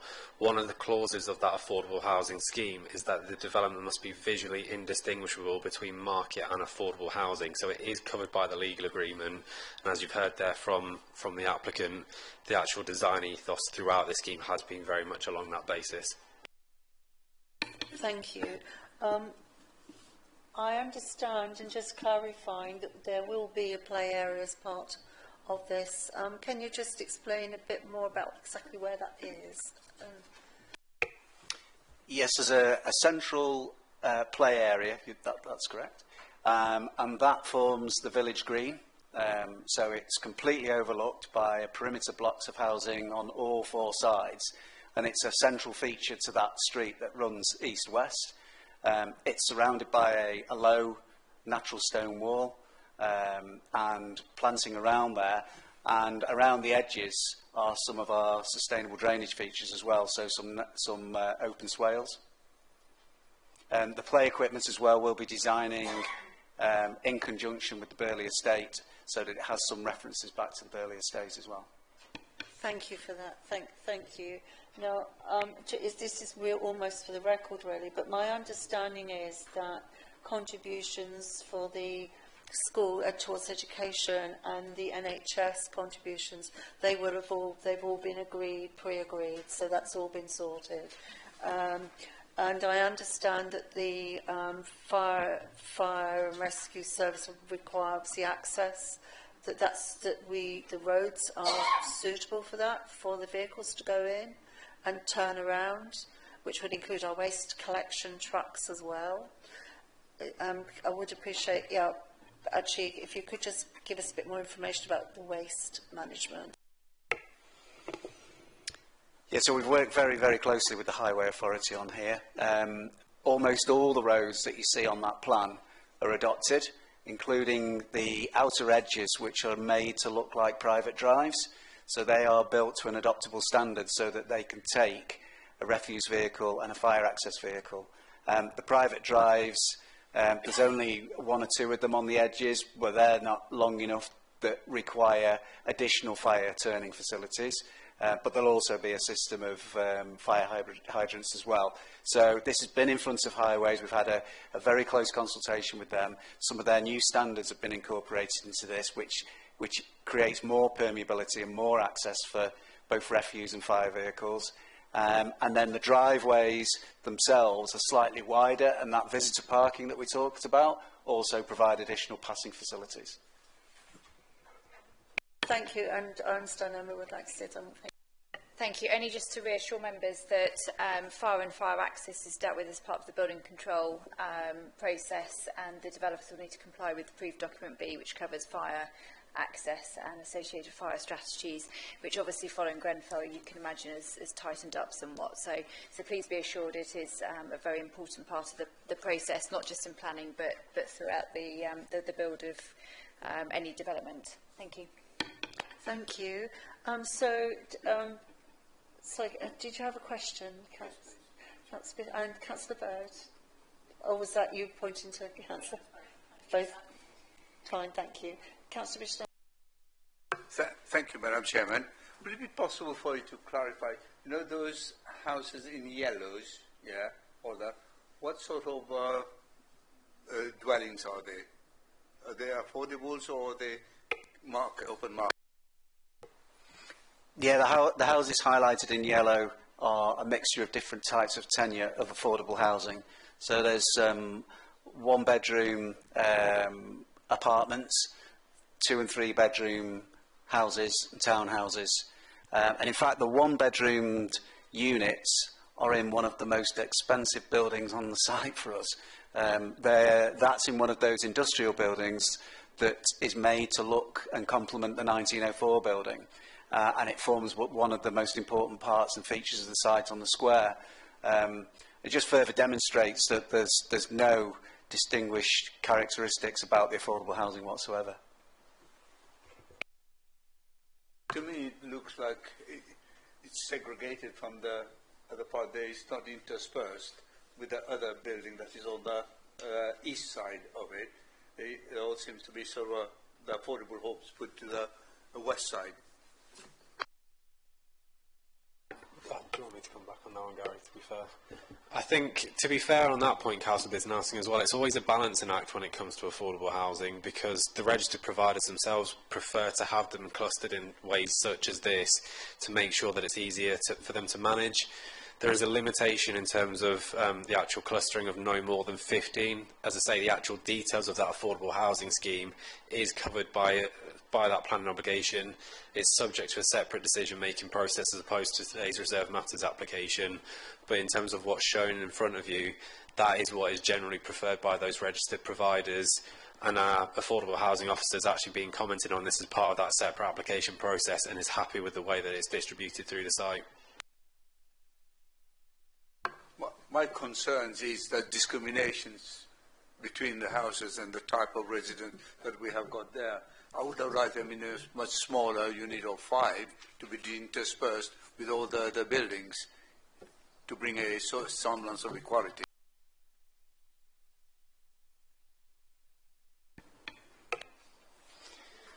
So the main entrance on the site on the left-hand side is a character area in itself that requires a higher density, and there is a mixture of private and affordable housing within there, and they are the same type. So the mix in that first block opposite the village square is about 50-50, 50% affordable, 50% private, and the dwellings are indistinguishable from each other. It's part of that character area that it has a higher density. When we go towards the outer edge, and this was all part of the original outline and master plan, the density drops and it's larger family housing, of which there is no affordable housing need or requirement to provide. So, and that's what we mean by designing the character areas first and the higher density. So the higher density areas create themselves, and then the affordable housing is applied to that. But we've made sure that there is still a good split of affordable and private. They park in the same areas, they have the same standards, they have the same gardens, they have the same parking arrangements. Thank you. Councillor Bird. Thank you very much, Chair. Yes, thank you.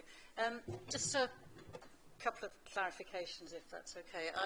The attenuation area, has the modelling shown that that is likely to normally have water in it, or will it be normally dry unless there's an exceptional amount of rain? So I've got 2 or 3 sort of smaller ones. Did you want to do that one first? Yeah, thank you. Yeah, so the attenuation is mainly dry. Every single house is on a sustainable drainage feature on this site, so they're all drained via soakaways. In addition to that, there are sustainable drainage features in each of the parking courts, so there'll be swales and ditches within those. So there's very, very little surface water from the scheme itself, from the housing scheme, that actually ends up in those attenuation features. But what we have to allow for, which your planner alluded to earlier, is global warming and superstorm events. We mustn't impose any surface water drainage on the existing systems during those events.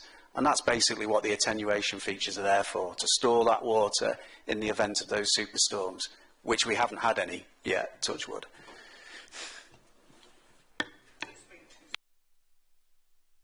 Thank you.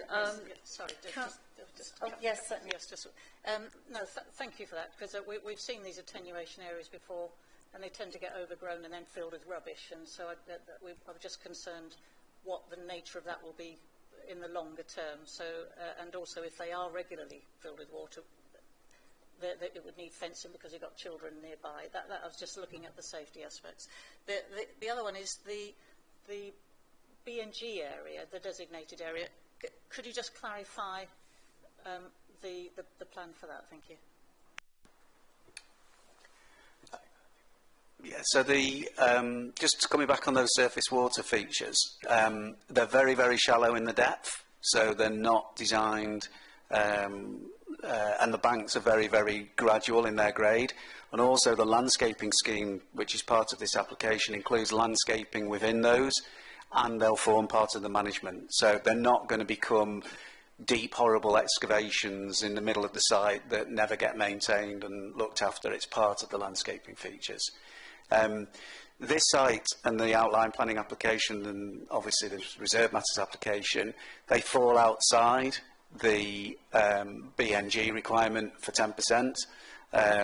Notwithstanding that, we have submitted a number of proposals for ecological planting, etc., within the open space, which is an over-provision. And so there is a net gain element to the scheme, because obviously it's a brownfield site as well. And go on then. Sorry, just quick ones. Do we presume that all the new housing will have solar panels? That's one. And the other thing we sometimes see on the new build is that there's somewhere on the site there's a large ugly green box which seems to end up somewhere in the children's play area. You know the box I mean, don't you? Could you just clarify that they all have solar panels and clarify where this big ugly green box might be sited? Thank you. So when we first designed this site, it was prior to the last change in the building regulations. And we'd already volunteered with the Burley estate that the sustainability credentials of this development would exceed the building regulation requirements at the time. What they actually do now is they meet the current building regulations and they go a long way towards the new future home standard. So there is no gas on this site at all. Every single house will have an air source heat pump, and the insulation values through the walls, floors, glazing will be far in excess of what's required of the current building regs and the new building regs. They'll also be fitted with mechanical vent heat recovery systems within the rooms and ventilation control. That current requirement doesn't, once you've put all of those things in the air source heat pump, they generally don't require solar panels. But the recent announcement by the government is that the SAP changes, which will come into effect on this site, will require solar panels as well. So it will be very easy for us to put solar panels on. We will only be putting them on the back. We don't want to put them on the front. And they will be the flush fitting kind. And just to answer the question that came in earlier, every property will have an EV charging point as well. So the green box, well, there's several green boxes. I'm presuming we're meaning substations and pumping stations. So there is a substation designed within the scheme already, and the fact that you can't see it, probably testament to how well it's been disguised. But it sits within a garage unit to one side of it. It will be built out of stone. It'll be completely hidden. There is a pumping station, and that's on the Northern Railway boundary. But with it only being surface water, it will not require the big prison fencing around it, and the landscaping scheme that we've submitted has got a very good landscaping stroke woodland scheme around it to hide it completely. Thank you. I'm very pleased to hear it. Thank you. Thank you very much. Thank you. I believe Tim is next. Thank you. And Chair, I have two Councillor questions. Crawford. Harish beat me to one about the affordable housing distribution, so I'm pleased to see that there's not going to be the risk of creating isolated or less desirable clusters. That's good news. My question really is probably more for Adam on the layout, the residential amenity, the proximity of the housing to the commercial uses and the railway could lead to unacceptable noise, vibration, light pollution, etc., etc. Are you satisfied that the mitigation measures are sufficient? Yep, so this is again the joys of having multi-stage consent. So the outline planning permission, condition 26 on that is the one that requires a noise mitigation scheme. That specifies looking at both the noise from the railway and the relationship, but also the interrelationship between the commercial elements of the scheme and those residential properties. We're satisfied a scheme can be designed, but the actual detail of what that mitigation entails, whether it be different levels of acoustic ventilation, etc., that's covered by that condition. Likewise, condition 29 on the outline plan and permission requires a lighting strategy, which will deal with light pollution potential. Could I just make an additional comment on that, if I may, on noise? Going back to the outline application, you'll recall at the beginning of this debate today, there was an image put on the screen which was a land use parameters plan, which showed blocks of the site for particular land uses. That was submitted with the outline application and is part of the conditions, the outline planning permission, and we need to comply with that. Sitting behind that plan was actually quite a lot of technical work, looking in relatively broad terms, because that was the nature of it, what the residential environment could be achieved across the site, and that included a specialist noise report at the time which looked at the necessary separation between any residential units and the railway. So that fed into that parameters plan. So there was quite a lot of thought and assessment that sits behind that, just to give a bit of extra reassurance. Thank you. Councillor Crawford and then Councillor Johnson. Hello, thank you. Again, a lot of the questions that have been asked were already answered back in the day when we had outline planning permission given. I like the design. I'm pleased that there's plenty of parking. You've got everything for the eco, environmentally friendly. So I'm quite happy to propose this scheme. Thank you. Thank you. Do I have a seconder? Councillor Johnson? Thank you. I was going to propose, but you beat me to it. I think it's great. I think it's lovely, and when you think of all the heat source pumps and the solar panels and everything, my only thing is I'm just wondering how much these houses are going to cost when they're done. It will be very interesting to see. But I think it's a lovely design, and I think it'll look very well for Stamford. Thank you. Yeah, thank you. Yeah, I must admit, as a Grantham councillor, I'm slightly jealous, and I really do hope that you start designing houses in Grantham. That's what I like to say. This seems to be an exceptionally good site, and Councillor Bishnell Singh, I will say, frequently asks the question about renewable energy, and usually is disappointed with the answers. So today, I think he's a very happy man. So thank you. I will now move to the vote in this case. So if I can ask then, all those in favour of this application, so this is, make sure I get the right one this time, S250259.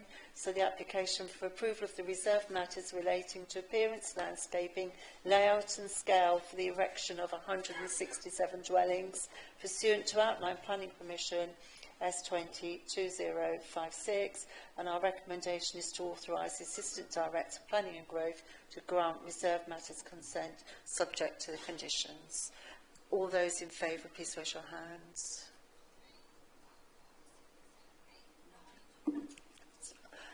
Any against? And any abstentions?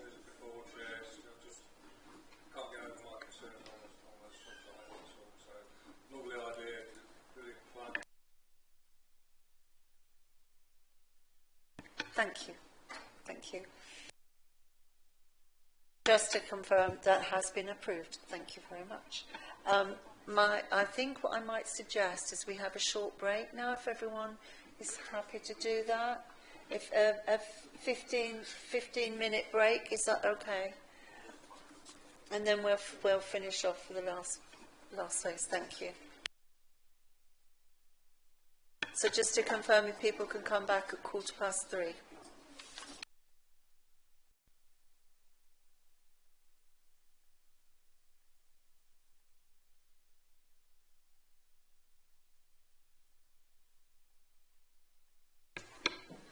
So we're now reconvening the Planning Committee hearing on the 3rd of July, and the time is now 3:25.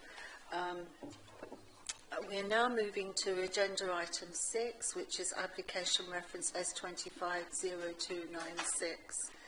This is an application for the approval of reserved matters relating to the appearance, landscaping, layout and scale for the erection of 150 residential units, together with ancillary care, communal and wellbeing facilities pursuant to outline planning permission S202056. And I can see that Mark Flood is already in his chair, and I understand Ellen Pearce, the Head of Planning Inspired Villages for Senior Living Stamford Limited, has joined us. Thank you. Thank you.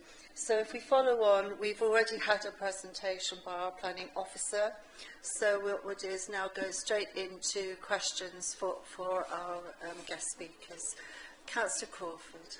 Hello, thank you. As per everything else, is there plenty of parking for those residents for the build?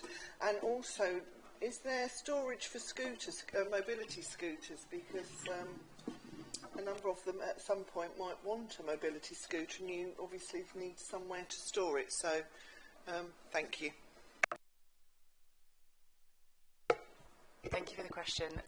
Just in terms of parking, car parking, as you'd appreciate, this is quite different to the residential use, so it's for older people, so there's a age restriction under the Section 106, and our residents are typically enter at 78 years old. So we've provided some bespoke parking data, which was accepted, and that shows that only about 70% of our residents arrive with a car, and then that actually decreases over time as well. And we also provide a village transport service, which is in effect a minibus, which will take residents to essentially where they would like to go within a certain radius, and that's bookable, and they also do book trips to supermarkets, etc. So the total number of car parking spaces is 158, and those are unallocated, but they are licensed to residents. So each resident has a license to park a car, but if they don't have a car, then they don't have a license to park one. So it's essentially a self-managed parking system, which ensures that us, as the operator, can have enough spaces for residents and visitors. And as I said, that typically decreases over time with those management processes as well. Oh, sorry, yes, mobility scooters, yes. So there's some charging facility for those within the cycle stores. So there's charging points in some of the cycle stores for mobility scooters. Thank you. Gloria Johnson. Going on from that, you just said like there were going to be elderly residents. A lot of elderly residents that might not be able to drive, but they still like to get out and about. Is there going to be a facility for a bus route or something like that within? Did she? Yeah. Do you know, I always miss something. Yeah, there is a bus route then. Not bus route, but... So typically we offer we call it a village transport service, but it is in effect a minibus. So it's available to residents to go, as I said, to anywhere that they wish to on a pre-booked basis, and it typically takes people to hospital appointments, GP, Morrison's, wherever they would like to go, and they do preset routes. So you know, Morrison's on a Tuesday, etc. The train station, whatever days, and then they also are able to book that if they have specific appointments they would like to go on as well. That's great. Wish we had one round the town like that.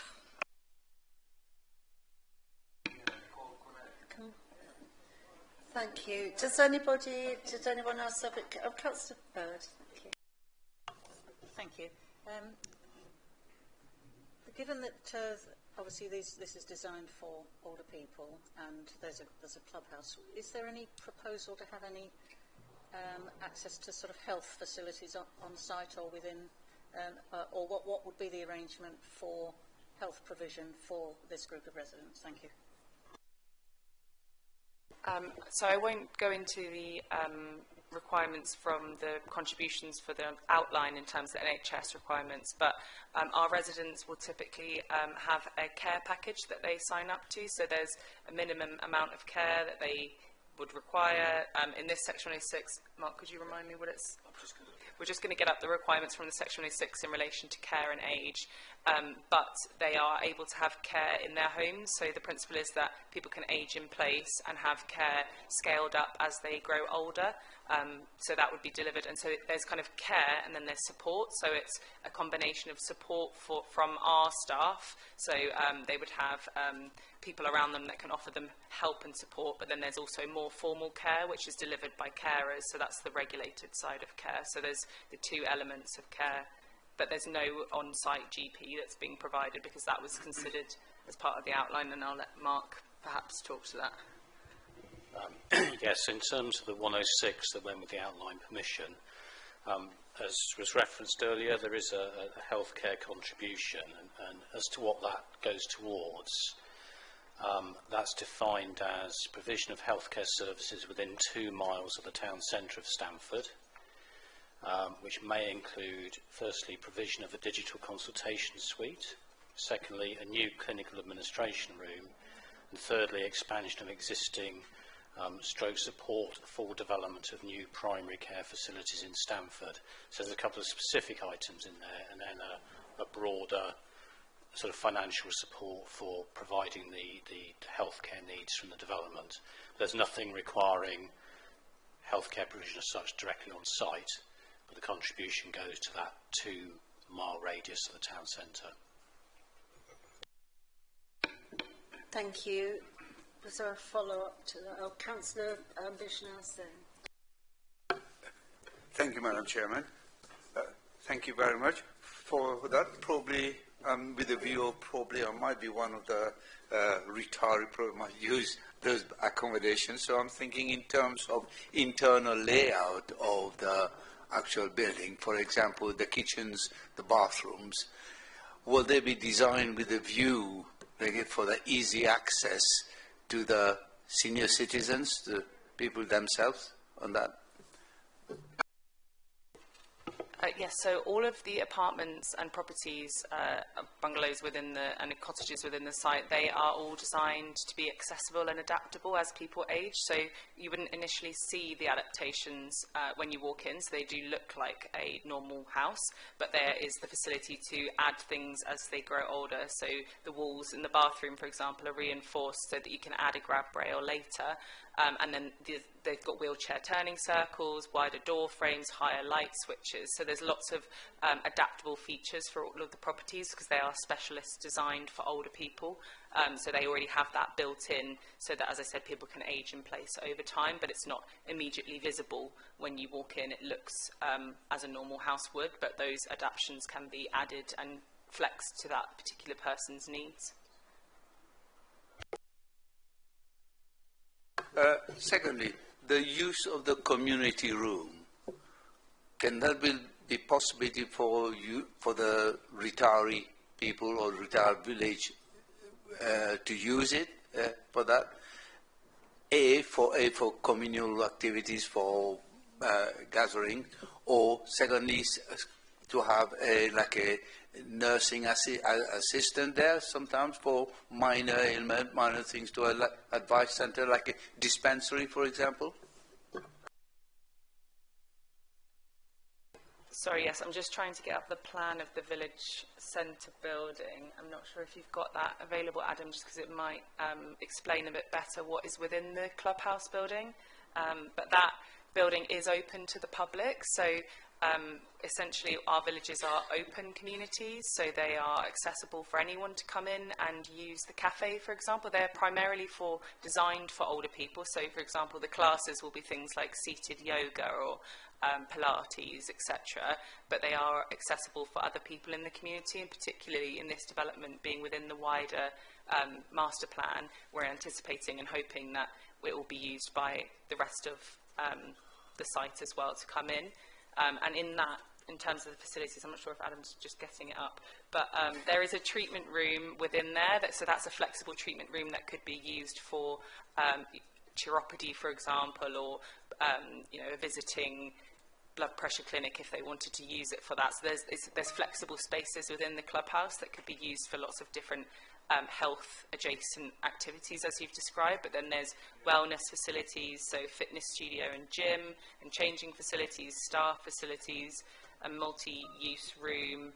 We've also got a restaurant, kitchen, laundry room, a library, which is for residents, administrative functions, and as I said, changing rooms and sales functions. So that's all within the clubhouse building. And as I said, the restaurant and cafe are open to the public for anyone to come in, and then if others would like to join classes, they can take out a membership to do that, etc. So it's on a basis that it's open and welcoming for the rest of the community to use as well. Thank you. Councillor Whittington. Yeah, thank you, Chairman. I'm going to talk a little bit about sort of the residents. So you said they're open for retired people. What sort of, how do you define? Because some people retire early, some people retire later. Is there sort of a specific age category there, or does it kind of vary depending upon? I've got several questions, Madam Chairman. I can come back on that one for you, Councillor Whittington. So, Section 106 agreement secures the actual occupation. That says it is for persons aged 55 and above who require a form of care and their spouses or dependents. Thank you for clarifying that. So, okay, in terms of the care, how it's provided, is it all going to be done by, because I know that, so the people will be purchasing these properties, or will they be renting them? Is the care going to be provided by you or by outside people, or a mixture? Because I'm just thinking in terms of within the wider context, I know the County Council have been developing some places similar kind of villages to this, where they've been, because there's a real need for these kind of retirement villages where, I'm just wondering how this all kind of links together, because if you've got a lot of people, residents, receiving home care, potentially the pinch point hours tend to sort of be around about 7, 8 o'clock, not in the morning, then again around lunchtime, tea time in the evening. I'm just thinking that if you've got a lot of outside carers accessing, it's just making sure that it can all be done so all the potential carers could get access and egress satisfactory. Just a little bit of guidance around how it all fits in terms of your staff, particularly county council staff, people who've got private carers, how it's all going to work together, and just in terms of those pinch points around traffic and stuff. Thank you. So just in terms of the first question about rent or purchasing, so there are options for both. So any home in an Inspire village can be either rented or purchased. So we typically have up to 20% of any village would be rented, and then it's capped at that 20%. But all of the units are the same, so there's no differentiation between a rented unit and a for purchase unit in terms of the design. So that's the question about renting or purchasing. There's option for both.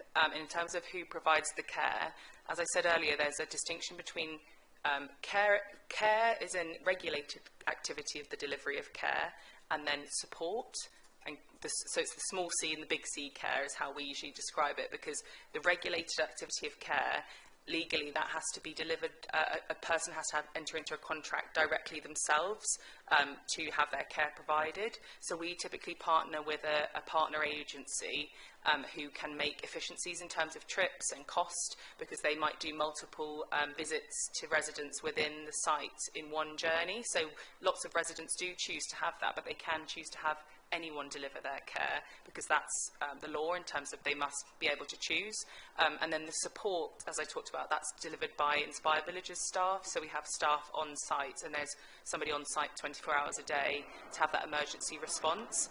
But as I said, there's a difference between the support in terms of that emotional support and things like housekeeping, which is not regulated, and then actual regulated care, which is things like washing and bathing and dressing, which has to be done by a regulated carer. So there's a balance in that. And I mean, Mark, do you want to talk about the trips? Again, that was considered as part of the outline in terms of the trip generation that would be associated with care and visitors and residents. Well, all I'd really add to that answer is that at the outline stage, and this came up earlier, what was the sort of basis of the traffic generation assessment for the site and vehicle movements and so on. And I can say at that time, as a group, we were already talking with Inspired Villages and understanding their product and how that would work in practice for this development. So that knowledge and their experience was factored into that sort of overall assessment of traffic relating to the whole of the site. So in terms of the knowledge base at outline stage to where we are now, there's no surprises, because it's been a consistent input all the way through. I think that's probably all I could add to that. So I don't have the specialist knowledge of this particular type of development. Yeah, because I used to sit on the County Council Adult Screening Committee, and I know, so potentially, because I know the LCC are looking at, so would you, if say the County Council said, can we purchase or rent some of these, you'd be amenable to working with those kinds of organisations to, because I get the impression what you're saying is it's flexible around individuals, because you might have an individual who comes in who's already receiving care through the County Council, something like that. It's just because obviously you're working with your own provider, but there's got to be other providers out there as well, and you might get residents who are coming in who are getting their care from other providers, especially via the County Council. Yeah, so as I said, yeah, the residents can choose to have their care delivered by any party that they wish, so we would work positively with whichever provider they choose to have their care delivered by if they need it. Thank you. I understand, Gloria, you had another question, is that right? And then Patsy. No, I think I've sussed it out, thank you. Thank you. Councillor Ellis. Thank you. My question is how the clubhouse will be financed. Will the residents have to pay a fee towards it, or is it commercially run? What's the deal? So residents pay a service charge, which covers the staff that will provide that support that I mentioned, and that's a non-profit making fee that goes back into the village. So essentially that covers the cost of running the village day to day, all the maintenance of the grounds, and those people to be there on hand for them. So that is all operated by Inspire Villages. We operate that. So that's our responsibility to operate that, and the residents pay towards that via the service charge. Does that answer the question? Thank you. So, Councillor Bird. Thank you very much. Thank you. I'm presuming that the specification and the solar panels and all of that is all the same as the rest of the residential within the development. Will the sort of physical design of this group of properties be distinguishable, or is it the same sort of brick and styling? I'm asking more as to wonder if the residents were kind of moving about the whole area rather than just within the village.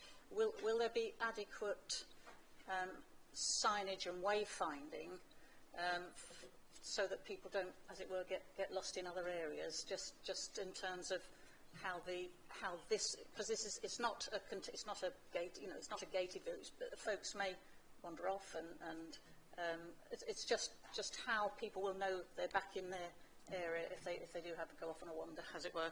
Thank you. Yeah, I can answer that one for you, Councillor Bird. So I think we've mentioned it as well in terms of the other parcels of the site. The scheme itself, although it's been very much designed so it works together, there are almost distinct character areas within it, which is what then helps to sort of give that legibility. So if you're within one parcel of it, you know that you're in that parcel. Obviously there's an element of sort of consistency across it in terms of building materials, in terms of sort of scale, etc., which makes it work together. But within that they do have their own sort of character areas, which was covered by that design code from the outline stage, which then helps people navigate their way around the site and know sort of where they are within the site. If I could just add on, our residents typically do walk around and they'll want to integrate with the community, and as I said, they want to bring the community in as well as go out into the community as well. So that integration is really, really important, and we would want our residents to wander off really and explore the area and become part of the community. So as Adam said, it's really important that that legibility is really clear for us from both an integration point of view with the community and also to encourage people to come into the clubhouse building as well. Thank you. Did anyone else have a question? No, I've got one or two. You mentioned staffing and we mentioned carers, but are there actually dedicated staff who will be on site 24/7 given the age and vulnerability of the residents? I apologise if you did say that, and I was looking, just checking that, and how many would there be? So there's 24-hour response, so there will be a member of staff on site 24 hours a day, but the number of staff over the day does vary. So then, the cafe might only be open from 10 till 6, for example, and then they would have cafe workers that come in for those shifts. And in terms of, so you asked about the number of staff, so that does, over time, as more residents move in, that does increase. I think there's some figures in terms of staffing in some of the reports there. Is that? Yeah. So typically we start with about 18 members of staff equivalent from day one, and then that does increase up to about 25 over time. and those are on shifts, so that's just equivalent. So they would be working not necessarily all at once, they would all be working on shifts throughout days and weeks, for example. Thank you. One of the issues that has come up in one of my schemes in my ward is the couriers, because so many of the residents now are using online shopping, and the couriers will just plop themselves wherever they can find a space in the car park, and it sometimes is in the middle of the car park. I wondered if you've got any designated spaces for folk like that. If you haven't thought about it, maybe as an idea. We have a service and delivery area for commercial deliveries to the village centre, so that's round the back of the village centre, the clubhouse building, which is the main building. So we have that for commercial deliveries, but in terms of the way that residents would book a cardo delivery and such, that would be the same way that anyone in the residential parcel would, so they'd be able to have that delivered to them. But as I said, we've got sufficient parking for visitor spaces and residents within the total number of parking across the site. Thank you. Can you clarify if there's, forgive me, this probably is buried in the report, but if there's any percentage of this housing that is affordable, as opposed to, you mentioned rent and you mentioned purchase, but is any of this actually, quotes, affordable? I'll let Mark or Adam take that, but yeah. So. That's right. Okay, so going back to the outline stage,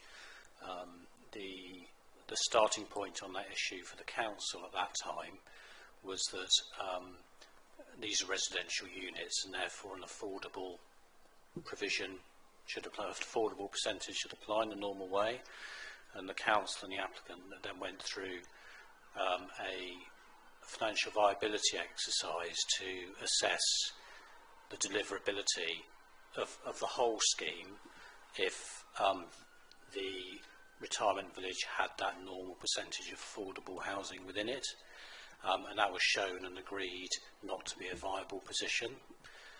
So in terms of the outline permission itself, it does not require any affordable units within the retirement village, but applies the normal percentage of affordable to the remainder of the residential on the site, which we've heard about earlier this afternoon. So that was the settled position that was reached. Adam's nodding, so I think I've said that right.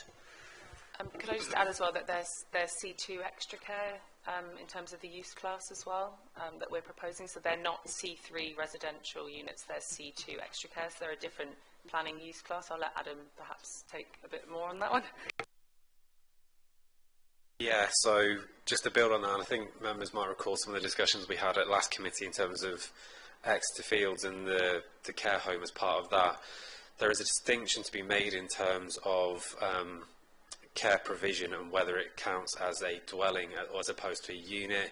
The big distinction there comes down to the level of care being provided and effectively whether a person can live independently or whether they are dependent on that care provision. Where you have a high level of dependency on care provision such that you're reliant on shared services and shared facilities, that's where the inspectorates previously and the High Court has previously determined that it's not considered to be a dwelling, and therefore those requirements in terms of affordable housing don't apply to that sort of scheme. So that's where the distinction is, and as more critically, as you've heard from Mark here as well, the starting point has been with this one is looking at whether the scheme as a whole and looking at whether the retirement provision financially can viably support that requirement in terms of affordable housing. Okay, thank you for that. Forgive me for asking some more.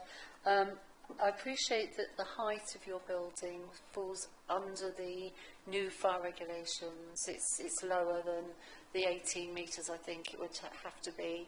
And I just wondered what work you've done with the fire brigade, given the vulnerability of the residents that you've got there. I appreciate that some of this would come under building control as opposed to planning, but we also have a duty over well-being of our residents. I just want to be assured that we've got appropriate measures in place there.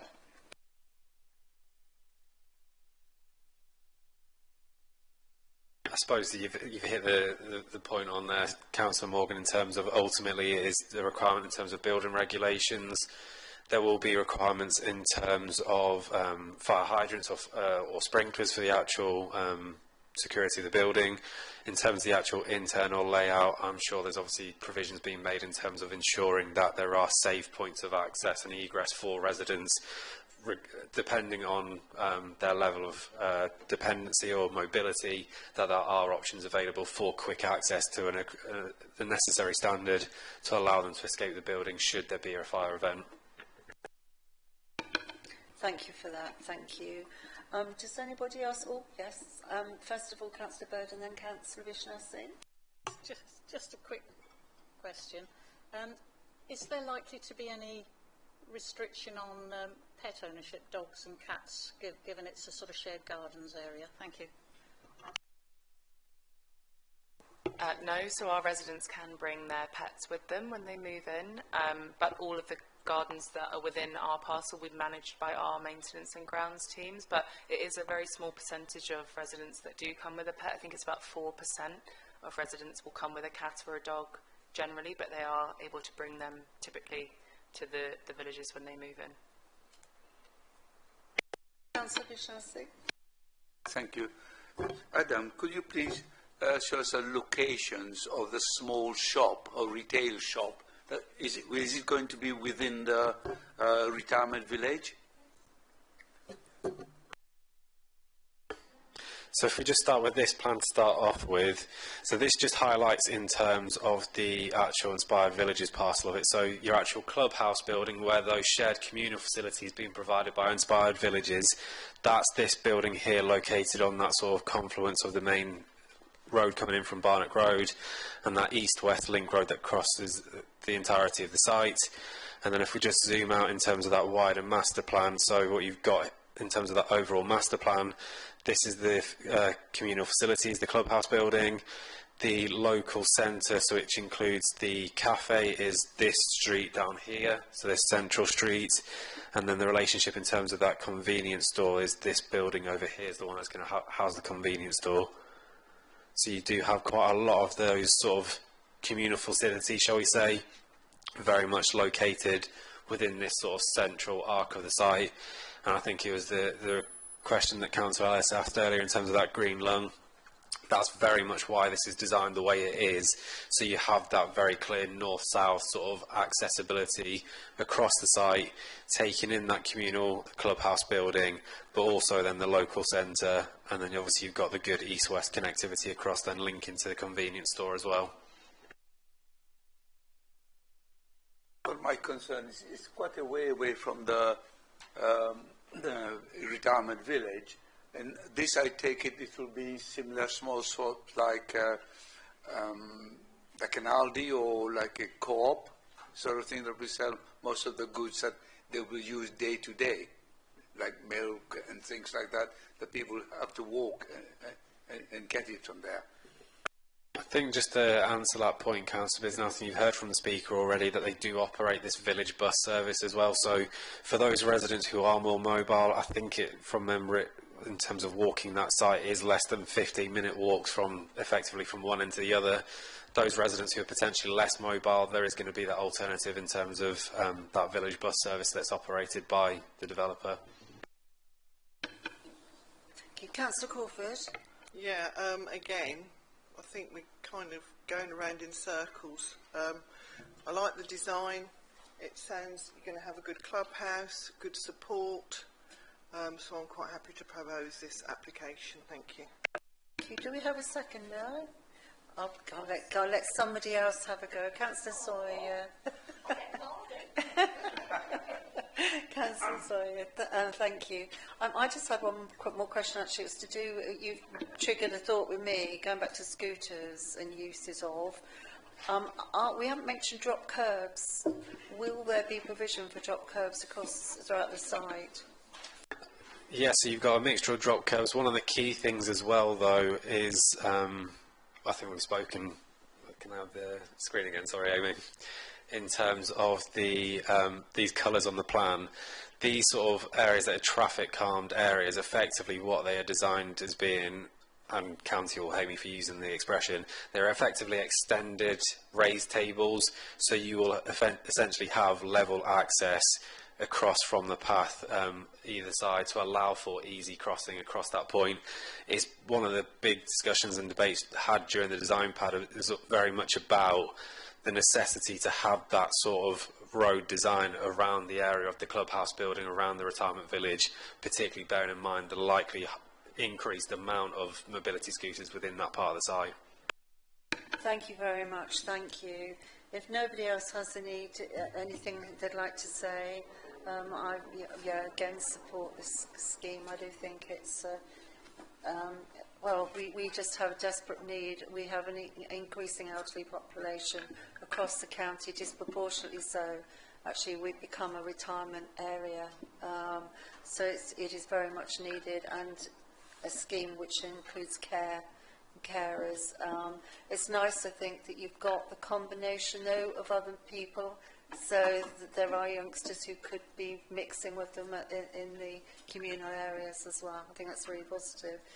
So, all those who are approve this application, can you please raise your hands?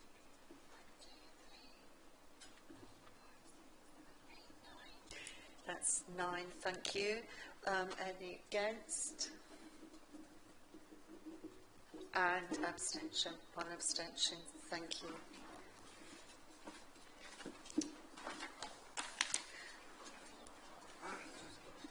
So,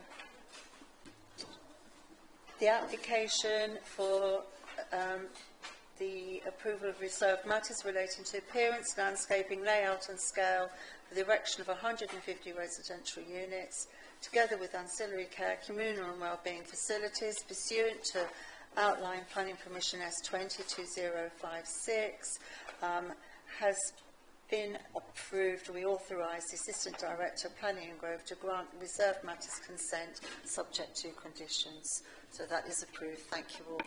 Thank you.